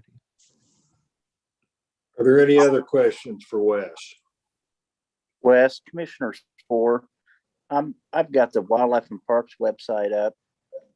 How do I access? I see where I can access the walk-in hunting programs, but I don't see where I can go to walk-in. Basically on the right hand side of our website, towards the middle, I think you see quick links, and you can go right to the electronic daily hunt permits for public land. So that's the iSportsman system, and you can get into it that way. So basically it's a whole different website, Troy, that it's that kdwpt.isportsman.net is where you'll go to access these, but you can find it on that portion of the website. And you can also go to hunting and then down to hunting programs. Instead of where to hunt, go to hunting programs. And then you can click on iWehaw limited access hunts, and that will take you to that isportsman.net page. So not the greatest. Our goal, Troy, going forward is to really have this, and I hope I'm not letting any cat out of the bag here, but to have this as a part of our licensing system to where people have their KDWP number, and that's also their check-in, check-out, basically user account. So where they're getting their licenses, they're also going through a check-in system. So that's our plan for the future. Thank you. Any other questions for Wes? Mr. Chairman, Mike Miller at Pratt. I just wanted to add, Wes is right. We're going to, with our new vendor that we'll have next year, we're going to have the hunting and fishing app. We want that to be a one-stop shopping app where you will be able to access your account, but you can also get into iSportsman and the iWehaw all from one app, check in on your phone. And hopefully it'll be an intuitive and easy to use system. And I just want to say I'm kind of one of Wes's biggest cheerleaders on this because I think it's a win-win-win situation. We're getting access in the eastern part of the state that has always been incredibly difficult. We're bringing in hunters that maybe have fallen out because they didn't have a place to hunt, and we're giving them quality opportunities. As many of us, age through our hunting career, it's more important that we have that quality experience without a lot of competition. And maybe success isn't as important as it is to just have that more isolated experience. And that's what these people can get here. But obviously we're seeing they have good success as well. So this program has a tremendous amount of potential, and I really appreciate the work Wes has done on it. Thank you, Mike. All right. Mr. Chair? Any other questions? Yeah. Mr. Chair? Yes. Yeah, this is Brad Lovelace, Secretary. So I have a question. Wes, given the challenges you've had with the check-ins without hunting issue, do you think if you can tie this into the licensing system that you'll use it just like we do iSportsman in our public areas and check in and check out will create more accountability? Yeah, that's a good point, Brad. I think when it's tied to your KDWPT number that also ties to your licenses, I think we'll have a little bit more folks playing by the rules. Good. Great to hear. Yeah, thank you. Wonderful program. Thank you. Thanks. Thank you. Sure. Any other questions? Well, Wes, thank you very much. Now we'll move into the workshop session.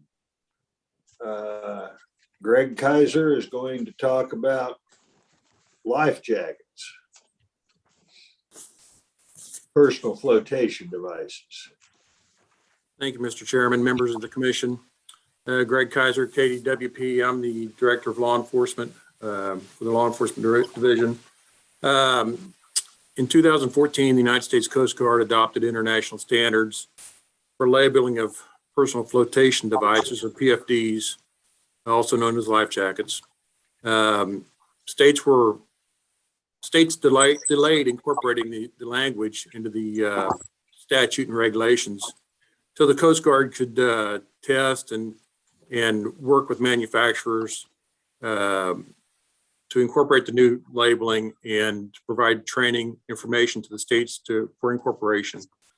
The Coast Guard administers the recreational boating safety grant process. And since the Code of Federal Regulations changes to the life jacket is a preemptive law, all states are required to make these changes. If they do not, then the RBS program is placed in a non-compliance status and results in federal funding to be suspended.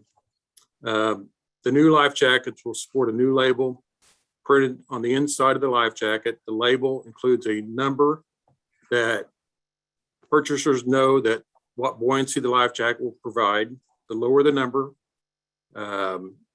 is suited for nearshore activities. A higher number offers higher buoyancy value and more suited for offshore activities.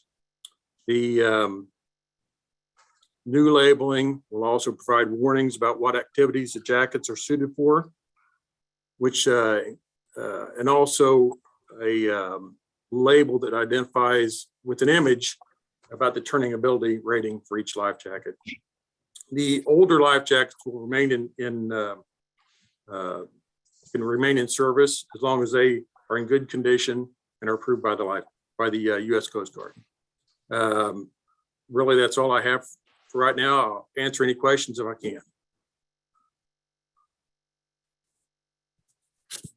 Okay, any questions for Colonel Kaiser? I think that's right, Colonel. Yes. Okay. Thank Even though it has a number, as long as there isn't going to be a life jacket out there that we're not going to allow to be used. Even though there's ratings as to buoyancy, if they have a small number, or maybe it was a 1, that's still going to be acceptable for Kansas. To my knowledge. Chris Tymason, would you like to answer that if you know? Yes, Mr. Chairman, Chris Tymason, the rating system is like 50, 70, 90, 150 is what it's neutrons, which is the international measurement standard. And it's my understanding that the labeling will also show you whether the head is supported or not, those types of things, and what it's authorized for, in addition to the numbers. So it's more of a pictorial type system. Mr. Chair, I might add in one of the comments I've made, and Colonel Kaiser mentioned it earlier, and I've heard Chris pointed out in the past when we were talking to the legislature. functionality, that they still have to be in good working condition. So if somebody has an old jack that really isn't functional, they shouldn't take comfort in that. It's no longer functional, so it no longer meet our requirements or the Coast Guard's requirements. Okay, any other questions? Well, let's move on to the next workshop item. We're moving along on the agenda pretty fast today. Kent Fricke. Thank you, Mr. Chairman. Members of the commission, I'm going to share my screen, go through a presentation.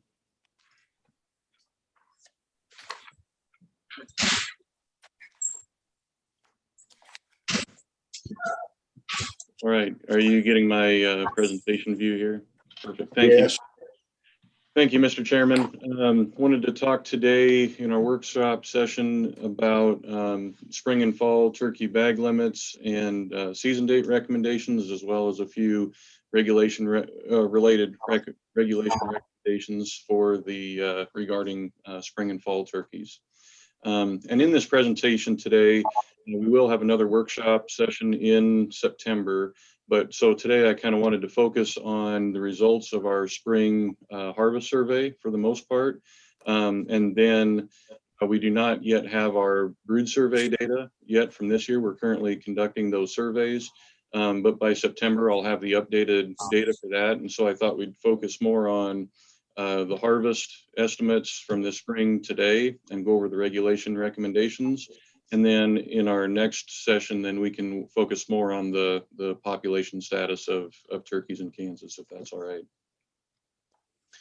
And so starting with that, just a reminder that our spring turkey season ran from April 1st to May 31st and had the 3 segments of the youth, disabled, archery, and regular firearm seasons.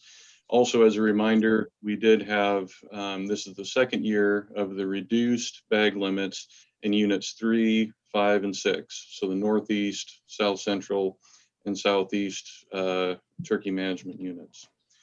And then I showed this slide in our June meeting, but wanted to remind everybody, of course, that in 2020, we, due to a governor's executive order, we did suspend the sale of non-resident permits in the state. And so overall, now in 2021, everything was open. All permits were eligible to be sold.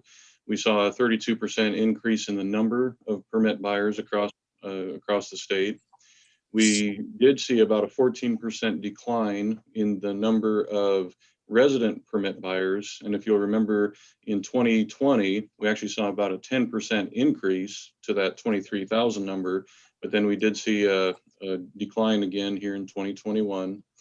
And then, of course, we saw a very large expansion in the non-resident numbers in the state, which, as I'll show in a graph here, that we were back to about normal in terms of our non-resident numbers in the state.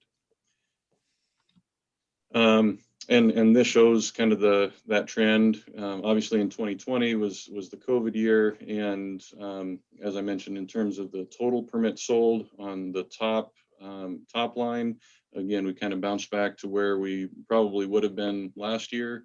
We did see that slight increase in the middle dotted line for resident permit sales. And then again, we saw that pretty much full recovery of the non-resident numbers here in the state.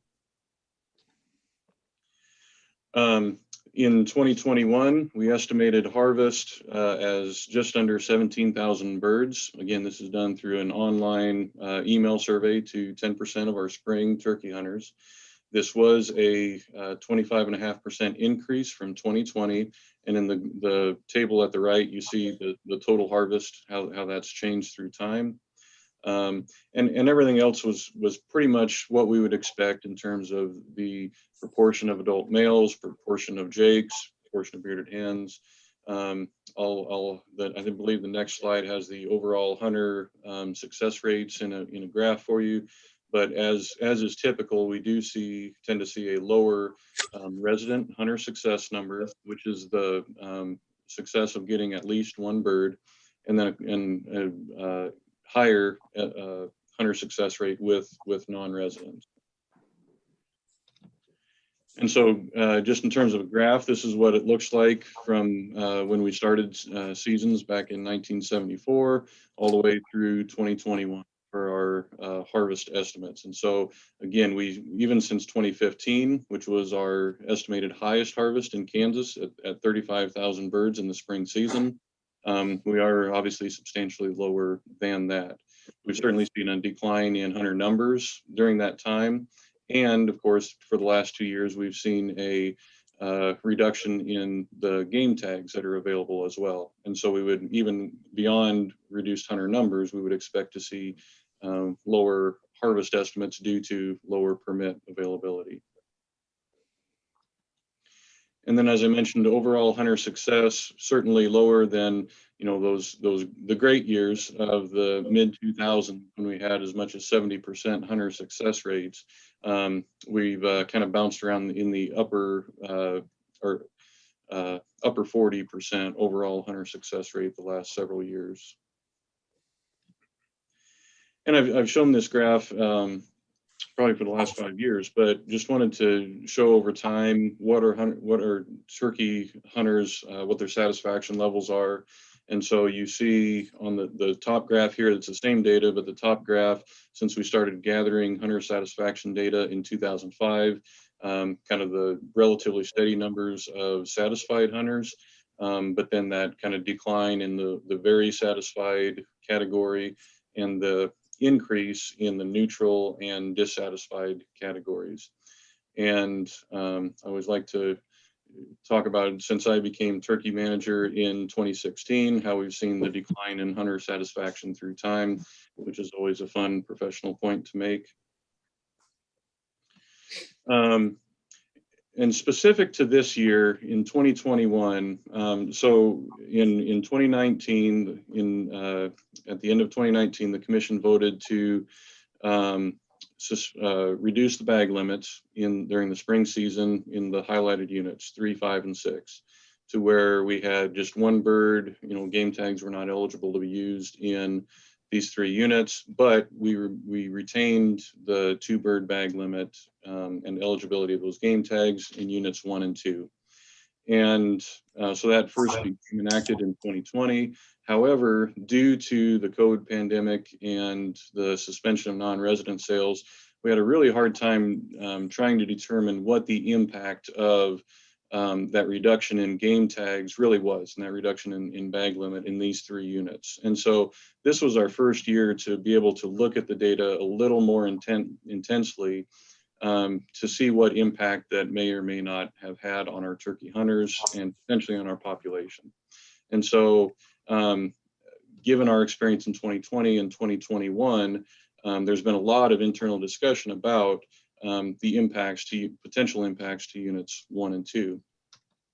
And so this year I developed a few additional analyses and graphs to look at what our hunters are doing out there on the landscape. And so I apologize, this isn't a little more straightforward, but I'll try to summarize as best I can. So on each unit is a different color here. And you'll see, and this is based on proportion of hunters. So no matter how many hunters we had in a given year, it's kind of standardized through time. And so what you'll notice is that the gray and green are the eastern units, the northeast and the southeastern units, units 3 and 6. And so through time, since we started collecting this, had the standardized units beginning in 2005, you see that the bulk of our hunters have been where the bulk of our turkeys have been and where the bulk of our turkey habitat has been, which is eastern Kansas. And so that has remained relatively constant through time. Additionally, on the other extreme in western Kansas, in the blue and yellowish color here, is the northwest and southwest units. And of course, the southwest has a limited number of permits available, so we expect that obviously to be pretty standard through time. But you see kind of the opposite trend where we have fewer turkeys and have less turkey habitat. You see that we have fewer hunters. And then the north central and south central, the orange and the purple, are somewhere in between. But as is often the case, hunters certainly know where the majority of birds are, where higher density of turkeys are, and where they tend to go where they have lots of access. And the north central portion, the north central unit is certainly a unit that has both of those available, relatively high density of turkeys with a relatively high density of hunter accessibility there as well. And so you'll note that especially in, it's slightly higher than it was back in 2011, but we did see an increase in the proportion of hunters relative to everyone else in the state. We did see a bump up in the proportion of hunters that utilized, that said they were hunting primarily in Unit 2. And then when we look at the proportion of harvest, the trends are relatively similar, right? So again, in the gray and the green, you've got our eastern units. In the blue and the yellow on bottom, you've got our western units. And then in the central, you've got the north central in the orange, which again, because they saw the increased number of hunters in 2021, they also saw an increase in the harvest as well. And then through time, we do see that decrease in the proportion of harvest in the southeastern portion of the state too, in this green line. So we do see that transition to where more turkeys are being harvested in the north central unit than in the southeastern unit. And then I don't think I need to spend too much time on this, but wanted to walk folks through from the western portion of the state to the eastern portion of the state on the number of hunters and the proportion of hunters that we see. And so starting in the western units, units 1 and 2, of course, in the Southwest, Unit 4, the 500 permits that are available are for residents only. And so obviously we don't see much for non-residents unless they're landowners there. And so the bottom left graph there is pretty consistent. In the Northwest, which again in 2021 still had has a 2 bird bag limit, we do see we did see a switch. So we do see more non-residents than we saw last year, of course. But we do see that historically that has been the trend, that we've seen more non-resident use, the gray color here in that northwestern unit. And so last year kind of came back to that similar trend. And that's reflected in on the graphs on the right in proportion as well. And then I'll go back to the western real briefly. I'll also point out that in terms of the numbers of hunters, so that top left, in this case, the left scale, you'll notice that as we move from the west to the east, you also see an increase in the number of hunters as we move east as well. And so I'll just point that out just for scale reference. And so again, so then in the north central unit, Unit 2, you see on the top left, that orange number or orange line is the resident numbers. And you see that, again, this is not unprecedented this year, but we did see more non-residents than residents in that unit as well. And just overall higher number of hunters in Unit 2 as well. South Central unit has 1 bird bag limit, has remained relatively consistent through time. And then finally, in the eastern units, Units 3 and 6, we see, again, relatively consistent numbers. We do see more residents than non-residents, which of course, even in Kansas is where many of our population centers are. And that, again, we've just seen relatively consistent numbers through time in terms of residents versus non-residents. And so through that, you can see that it's not, I don't believe it's unprecedented going back here to the west and the central portions of the state. For both of these regions, it's not unprecedented for us to have more non-residents than residents in these areas. And we've known historically that, you know, when you talk about Kansas turkey hunting, many people come here specifically for a Rio Grande turkey. And that is in these 4 units, the western and central regions of the state. And so I do think that's a contributing factor as well. Again, we do have relatively abundant hunter access in these areas as well.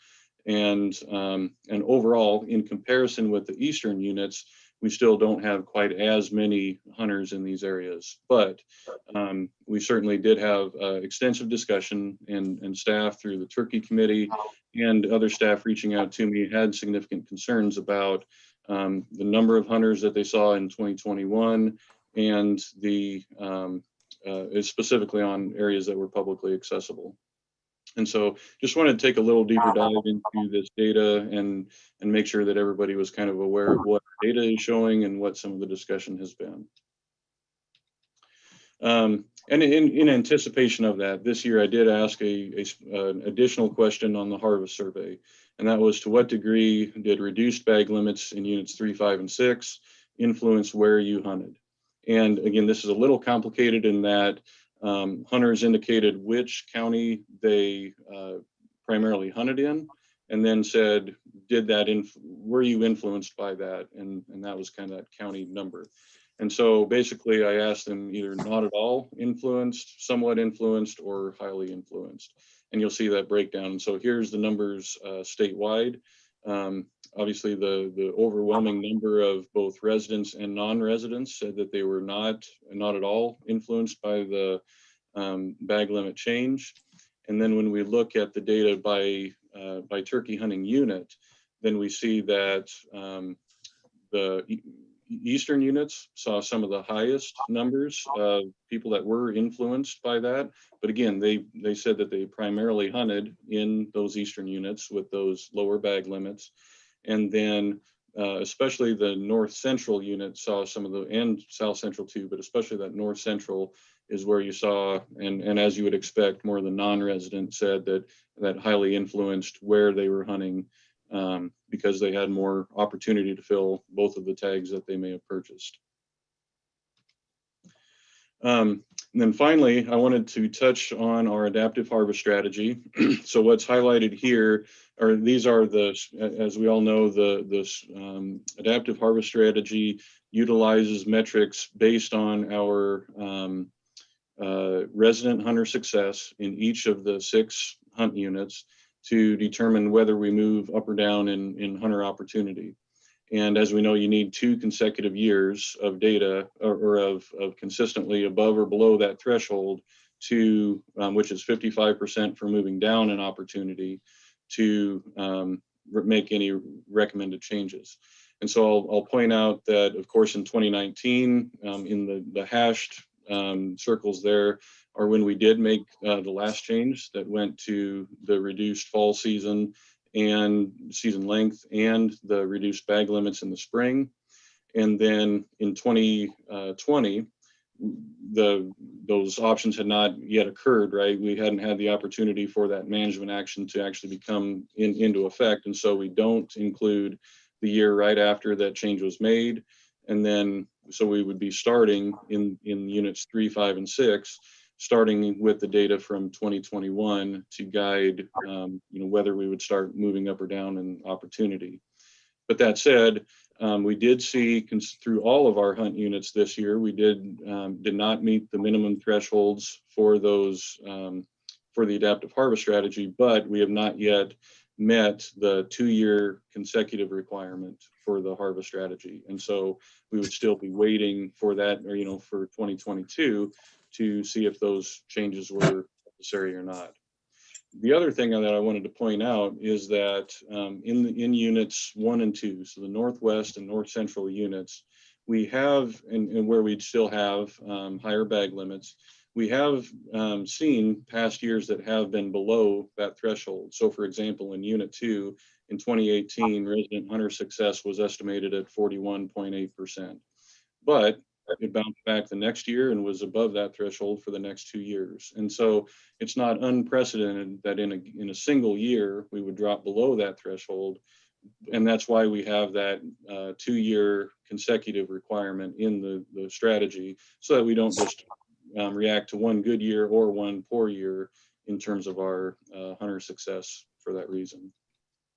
And so based on that, we've developed staff recommendations for 2022 bag limits, and we are not proposing any changes to the bag limits across the state. So we recommend staying with 2 birds as a bag limit of 2 birds for units 1 and 2, and 1 bird bag limits in 3, 5, and 6, and stay with the reduced fall season length of 41 days and 1 bird bag limits in the fall throughout those 5 units as well. Additionally, I'll touch briefly on our turkey season date recommendations, which would be effective for the 2023 seasons. Just as a reminder, and I won't go through this, but of our structure that's based on youth disabled having a full weekend, archery season having a full weekend, and then the regular season, firearm season starting after that. And then of course our fall season starts October 1st, goes to November 10th for all legal equipment.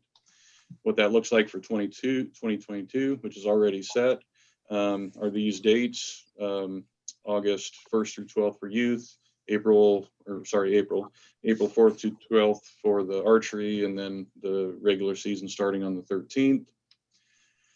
And then what we're recommending for 2023 for the spring season is that, and this is, as we've talked about before, with the swing in the calendar, this would be the shortest, or the longest season length in 2023.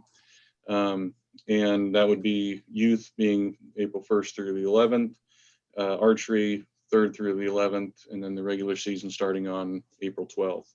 And then we also recommend that the fall season stay the same at October 1st through November 10th. As we discussed briefly in June, we are standardizing the youth permit and youth permit eligibility, the youth season eligibility across game species. This has been done for the deer seasons, the upland bird seasons, and now we're working through it for the spring turkey season. So currently, if there were no change, or we're not recommending any change for permit eligibility, which is we've discussed a state statute. And so in order to buy a youth permit, you have to be 15 or under. But then in terms of youth eligibility, which is what we're standardizing, currently it's defined as 16 and under, and we're recommending that be changed to 17 and under, which is consistent with the upland turkey or in the other seasons. And then finally, handguns as legal equipment. Currently, we do not allow handguns as legal equipment for spring or fall turkey hunting. And of 36 states that I surveyed this winter, 15 currently allow the use of handguns, 4 of them only in the fall, and 21 currently do not allow, including Kansas. In terms of surrounding states, Missouri does not allow, Nebraska does. Oklahoma, I actually believe, is changing to where they're not allowing. They're making some significant changes in Oklahoma to their turkey seasons and associated regulations. And then Colorado currently allows in the fall. Again, we've had, in terms of this request, we've had a number of concerns, primarily revolving around the lethality related to the distance of shot and the trying to reduce the likelihood of wounding loss to turkeys. But we do see the potential, especially by handicapped users and other users who would like to utilize that equipment. And then at the June meeting, we talked about some of the language that was used or is being considered in Washington for their seasons. So our recommendation from staff is that we allow handguns to be used for both the spring and fall with the following restrictions. A 10-inch minimum barrel length, including the chamber. We recommend that barrel be choked, that it's not, not choked. And then we recommend that shot size allowed be consistent with our other regulations for shoulder mounted shotguns, which is utilizing size 2 through 9 shot for that.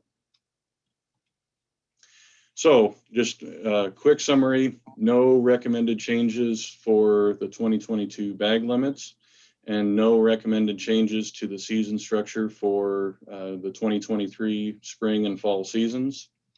We recommend the increasing the youth season eligibility to youth 17 and under.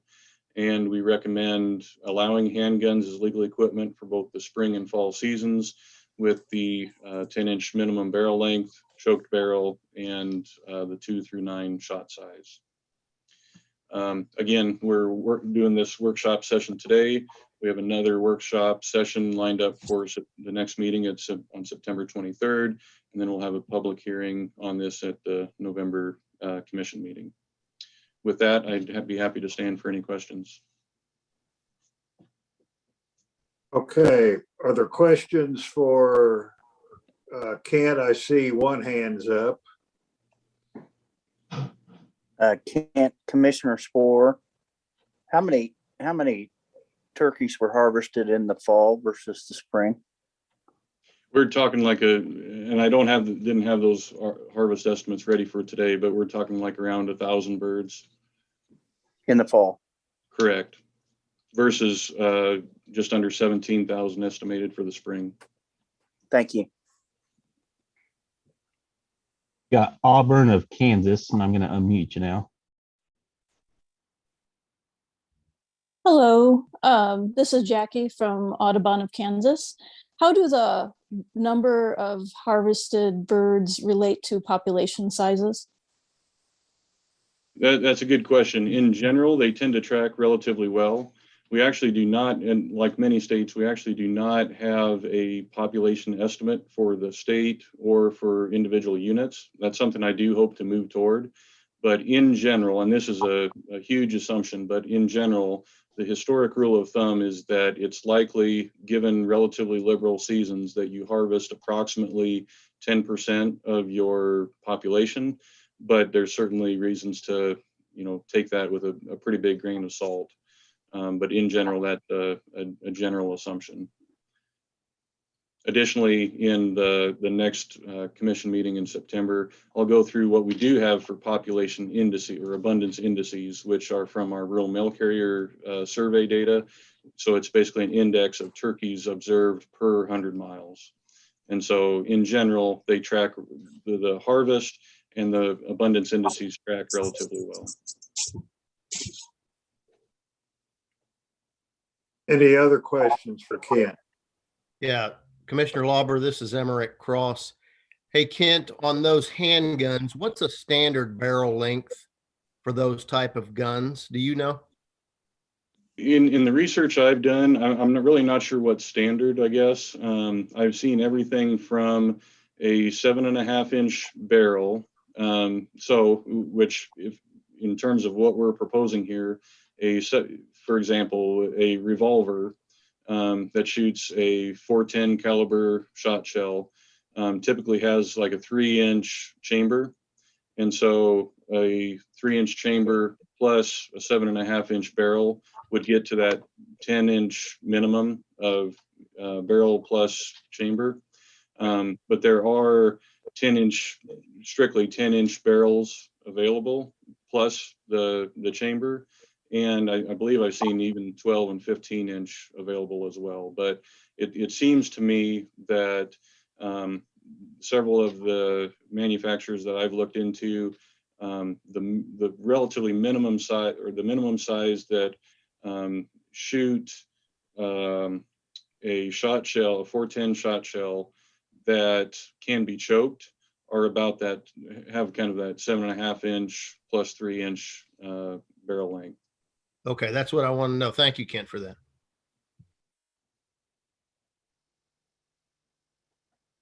Any other questions for Kent?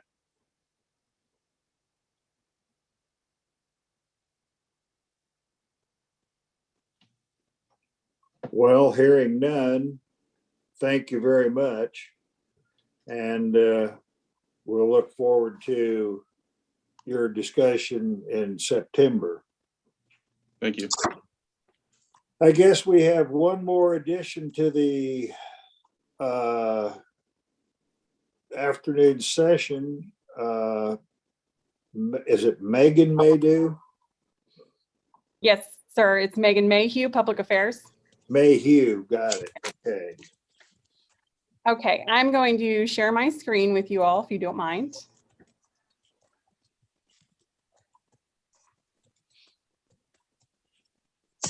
Okay, can we see it? We can. Okay. Move some stuff around. Good afternoon, commissioners, fellow staff members, and the viewing public. Again, my name is Megan Mayhew. I am the Digital Communications Manager in the Public Affairs section in Pratt. Thank you for having me today. Go back.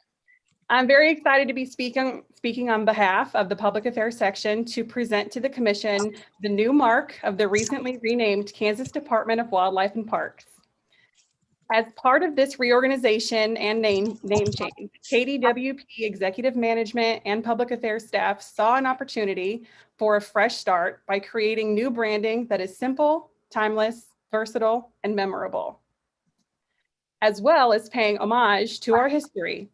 We're returning to our roots by bringing back our iconic bison logo, only this time with a fresh spin.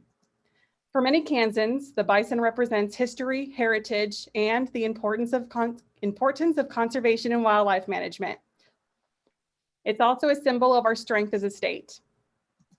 Our new mark includes the powerful silhouette of a bison, and surrounding it is a shield, which symbolizes the testament of our agency's critical mission of protecting Kansas's natural resources. The mark itself is strong enough that over time it can stand by itself, or can be accompanied by our name, which you will notice in the brand image itself is without the word department. This is intentionally done for the efficiency of space. However, we are still formally the Kansas Department of Wildlife and Parks. And here you can see the brand represented in several different styles. Here's the mark in our branded blue and yellow tones. We chose to stay in this color palette to maintain uniformity with the state. And the brand assets and brand style guide were disseminated to staff on Monday, July 19th, and then revealed on our social media channels Friday, July 23rd.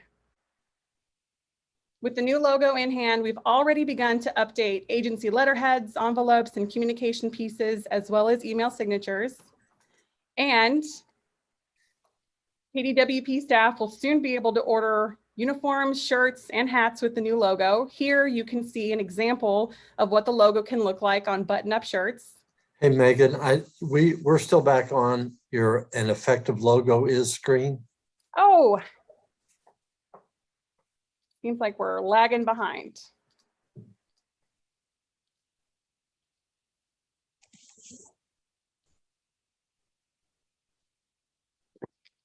I would say probably unshare and then reshare. Okay.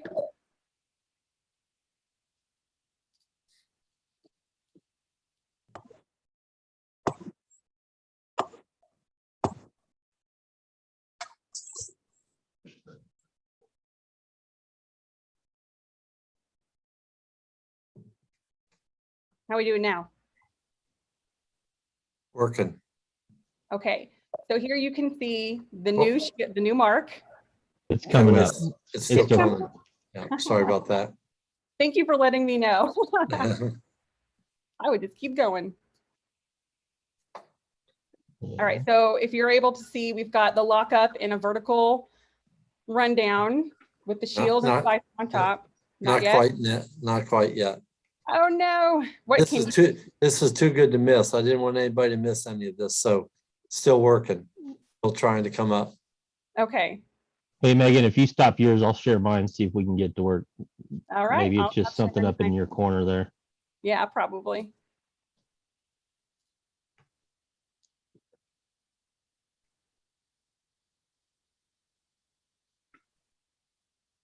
Okay, Jason, you're coming up now.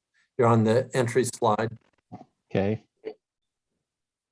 There's the history of logos. Yep. Unfortunately, I can't see Jason's screen, so I don't know where we are. We're just on the icon logo, the blue one with the buffalo. So I'll backtrack and kind of repeat what I was saying. That our new mark is the powerful silhouette of a bison, and surrounding it is a shield. which symbolizes the testament to our agency's critical mission of protecting Kansas's natural resources. Can you advance, please? Yep. And the mark itself is strong enough that over time it can stand by itself, or it can be accompanied by our name, which you will notice. And the brand image itself is without the word department. Advance. This is intentionally done for the efficiency of space. However, we are still formally the Kansas Department of Wildlife and Parks. Advance. Yep. And now you should be seeing representation in several different styles. Advance. Mm-hmm. And here's the mark in our branded blue and yellow tones. Once again, we chose to stay in this color palette to maintain uniformity with Kansas other state agencies. Go ahead and advance. Mm-hmm. These brand assets and a brand style guide were disseminated to staff on Monday, July 19th. Advance. Mm-hmm. And then revealed on our KDWP social media channels Friday, July 23rd. With the new logo in hand, we've already begun to update agency letterheads, envelopes, communication pieces, and soon we will be rolling out business card and PowerPoint presentation templates. Advance. You can see here, we have an example of what the logo can look like on button-up shirts. Staff will soon be able to order uniforms, shirts, and hats. Advance. Mm-hmm. And here's a creative example of the law enforcement division's patch and rocker, which is still in development. Advance. We'll also be securing new swag items such as pins, shirts, and hats. Advance. Advance again. Mm-hmm. And once we have assisted staff in updating these items, among others, we will turn our attention to the website, ksoutdoors.com, to create a more user-friendly platform that is cohesive with KDWP's brand. Advance. We're excited for what the future holds for KDWP. Advance. And as always, our main goal is to promote the agency's critical mission of protecting Kansas's natural resources. Advance. Thank you for your time and for going along with the flow. It was a pleasure presenting to you all today. If there's any questions, myself and Nadia Reimer would be happy to take those. Okay, is there any questions for Megan? That means some of us might get some new shirts. Yeah. So, any other questions? Well, thank you very much. I appreciate that. That concludes the afternoon session. So before I recess until 6:30, does anybody have anything they want to go over? Mr. Chairman?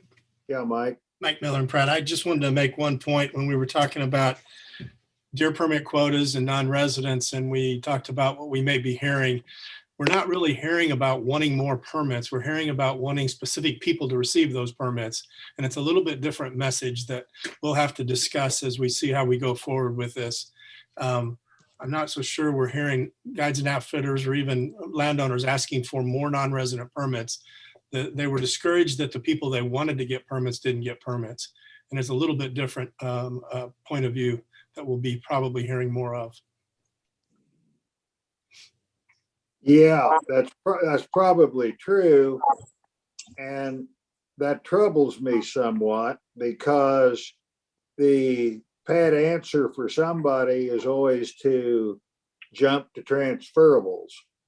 And I'd like to avoid that as long as possible. So that's probably an accurate statement, but there's not an easy way to fix that. Before, when there was plenty of permits for the number of applicants, it was a moot point in most cases. But now it's changing a little bit. They want the people to get the permits who will pay the most money for access. So there you have it. Do you have more to add, Mike? No, I just wanted to make that point as we move forward and we start trying to figure out how we're going to navigate this. That's going to be coming up. And one of the things we've kind of reminded people is the same number of hunters still have permits in those units. So there is an opportunity to market to maybe a wider customer base. And I'm not sure it's who will pay the most money, but it's who we're most familiar with, who we may be more comfortable with as far as hunting on my property. And that's what we're kind of hearing right now. Probably so. Money makes familiarity take place, so. Mr. Chair? Yeah, thank you, Brad Lovell, the Secretary. Yeah, to add on to Mike's comments, I'm glad he brought that up. What we talked about transitions earlier and how we see ourselves, how we manage our program. And this is one of them too, as demand goes up and we love the fact that it used to be in 90+% success rate for those non-residents. Now it's dropped, as we said, still way higher than any of the other high demand states. And we offer way more permits than they do. Nevertheless, it's a change. And so we have a very typical case, like Mike has mentioned, because I'm fielding calls too, is a person who's always had these same groups of hunters and that landowner's used to them coming, and they've developed a friendship and a consistency. And frankly, it's been low maintenance because you got the same people coming year after year. And now with some of those groups not getting the permit, they're saying, do I have to go without? And to Mike's point, no, you definitely don't have to go without. There are other people out there that have still got those permits in your unit. We just need to figure out how to help you connect with them so that you can make new acquaintances. And it becomes more like a business as opposed to like a friendship like it was for a lot of years. So it's just a transition, and we're going to work. We're talking with tourism and commerce about how to help these landowners transition so they can still have those slots filled, make the money they're looking to make, but meet some new people in the process and satisfy maybe some different sets of hunters. Is there any other questions or comments on this subject? Commissioner Lauber, this is Jason Dixon, CIO. On kind of not really necessarily that topic, but the topic of communication to begin with. Nadia Reimer gave a presentation a few commission meetings back. I think it was the April one, I believe. She gave a presentation of a new correspondence form that we were putting together for the commission so that everybody in the commission and specific agency employees would be able to get informed on with just one email. Somebody wouldn't have to email every single commissioner or employee separately. We've actually now got that form ready to go. I just wanted to point that form was ready to go for the public to go to, and then that you guys would start receiving those emails. So I just wanted to make a point that the email subject will say email from all commissioner correspondence form. And so it'll come to you guys. It'll also go to Mike Miller, Brad Lovelace, Chris Tymason, and a few other staff internally as well, so that we can keep track of those coming in and making sure the right people get forwarded those remarks as well. So I just wanted to point that out, that was kind of in the works for a while now, and we just hadn't really announced it to you yet. Yeah, Mr. Chair, I might add on to that if I could, Brad Lovelace. Thanks for bringing that up, Jason. Yeah, another couple real benefits to this process that Public Affairs has developed is when a constituent sends in a note to any one of you, everybody gets copies, everybody gets the same information to work off of. And then also that helps us coordinate internally as we respond back, because sometimes those letters go to Mike and they go to Jason and they go to Levi and all over the place.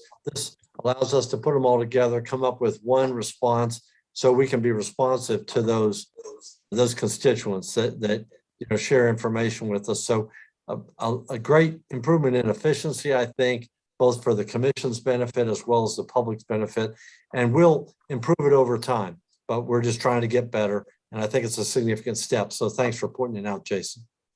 So if I get an email, there will be a link that I'll have, or I can send that email on so that everyone will have knowledge of what was asked of me. And the appropriate people will answer it. Yep, correct. Yes, correct. We have the way to simplify it, of course, is to have one point of contact, and that's Nadia. So we all send our stuff to her, and she makes sure that it gets in the process, and everybody gets covered, and we make a response. So yeah, she's the critical link in this that we all rely on, and so that hopefully simplifies things. Correct. Okay. Any questions from anybody on that?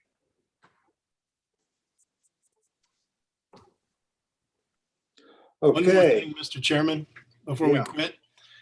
I'm always bragging when I'm proud of our employees, and I just read through a interview Brad did with the Nature Conservancy on meeting global clean energy goals that starts local. And I was proud that he was our secretary. It was a really, really good interview. So anybody wants to look at that, it's on nature.org with the Nature Conservancy. And it was just really impressive the way the interview went and the points that Brad made. So he doesn't get bragged on enough. So Okay. That's good to know. Congratulations, Brad. I guess that's about all I have. That's all we have. I'm going to recess this meeting and reconvene at 6:30. Have a nice break. I'll see you at 6:30.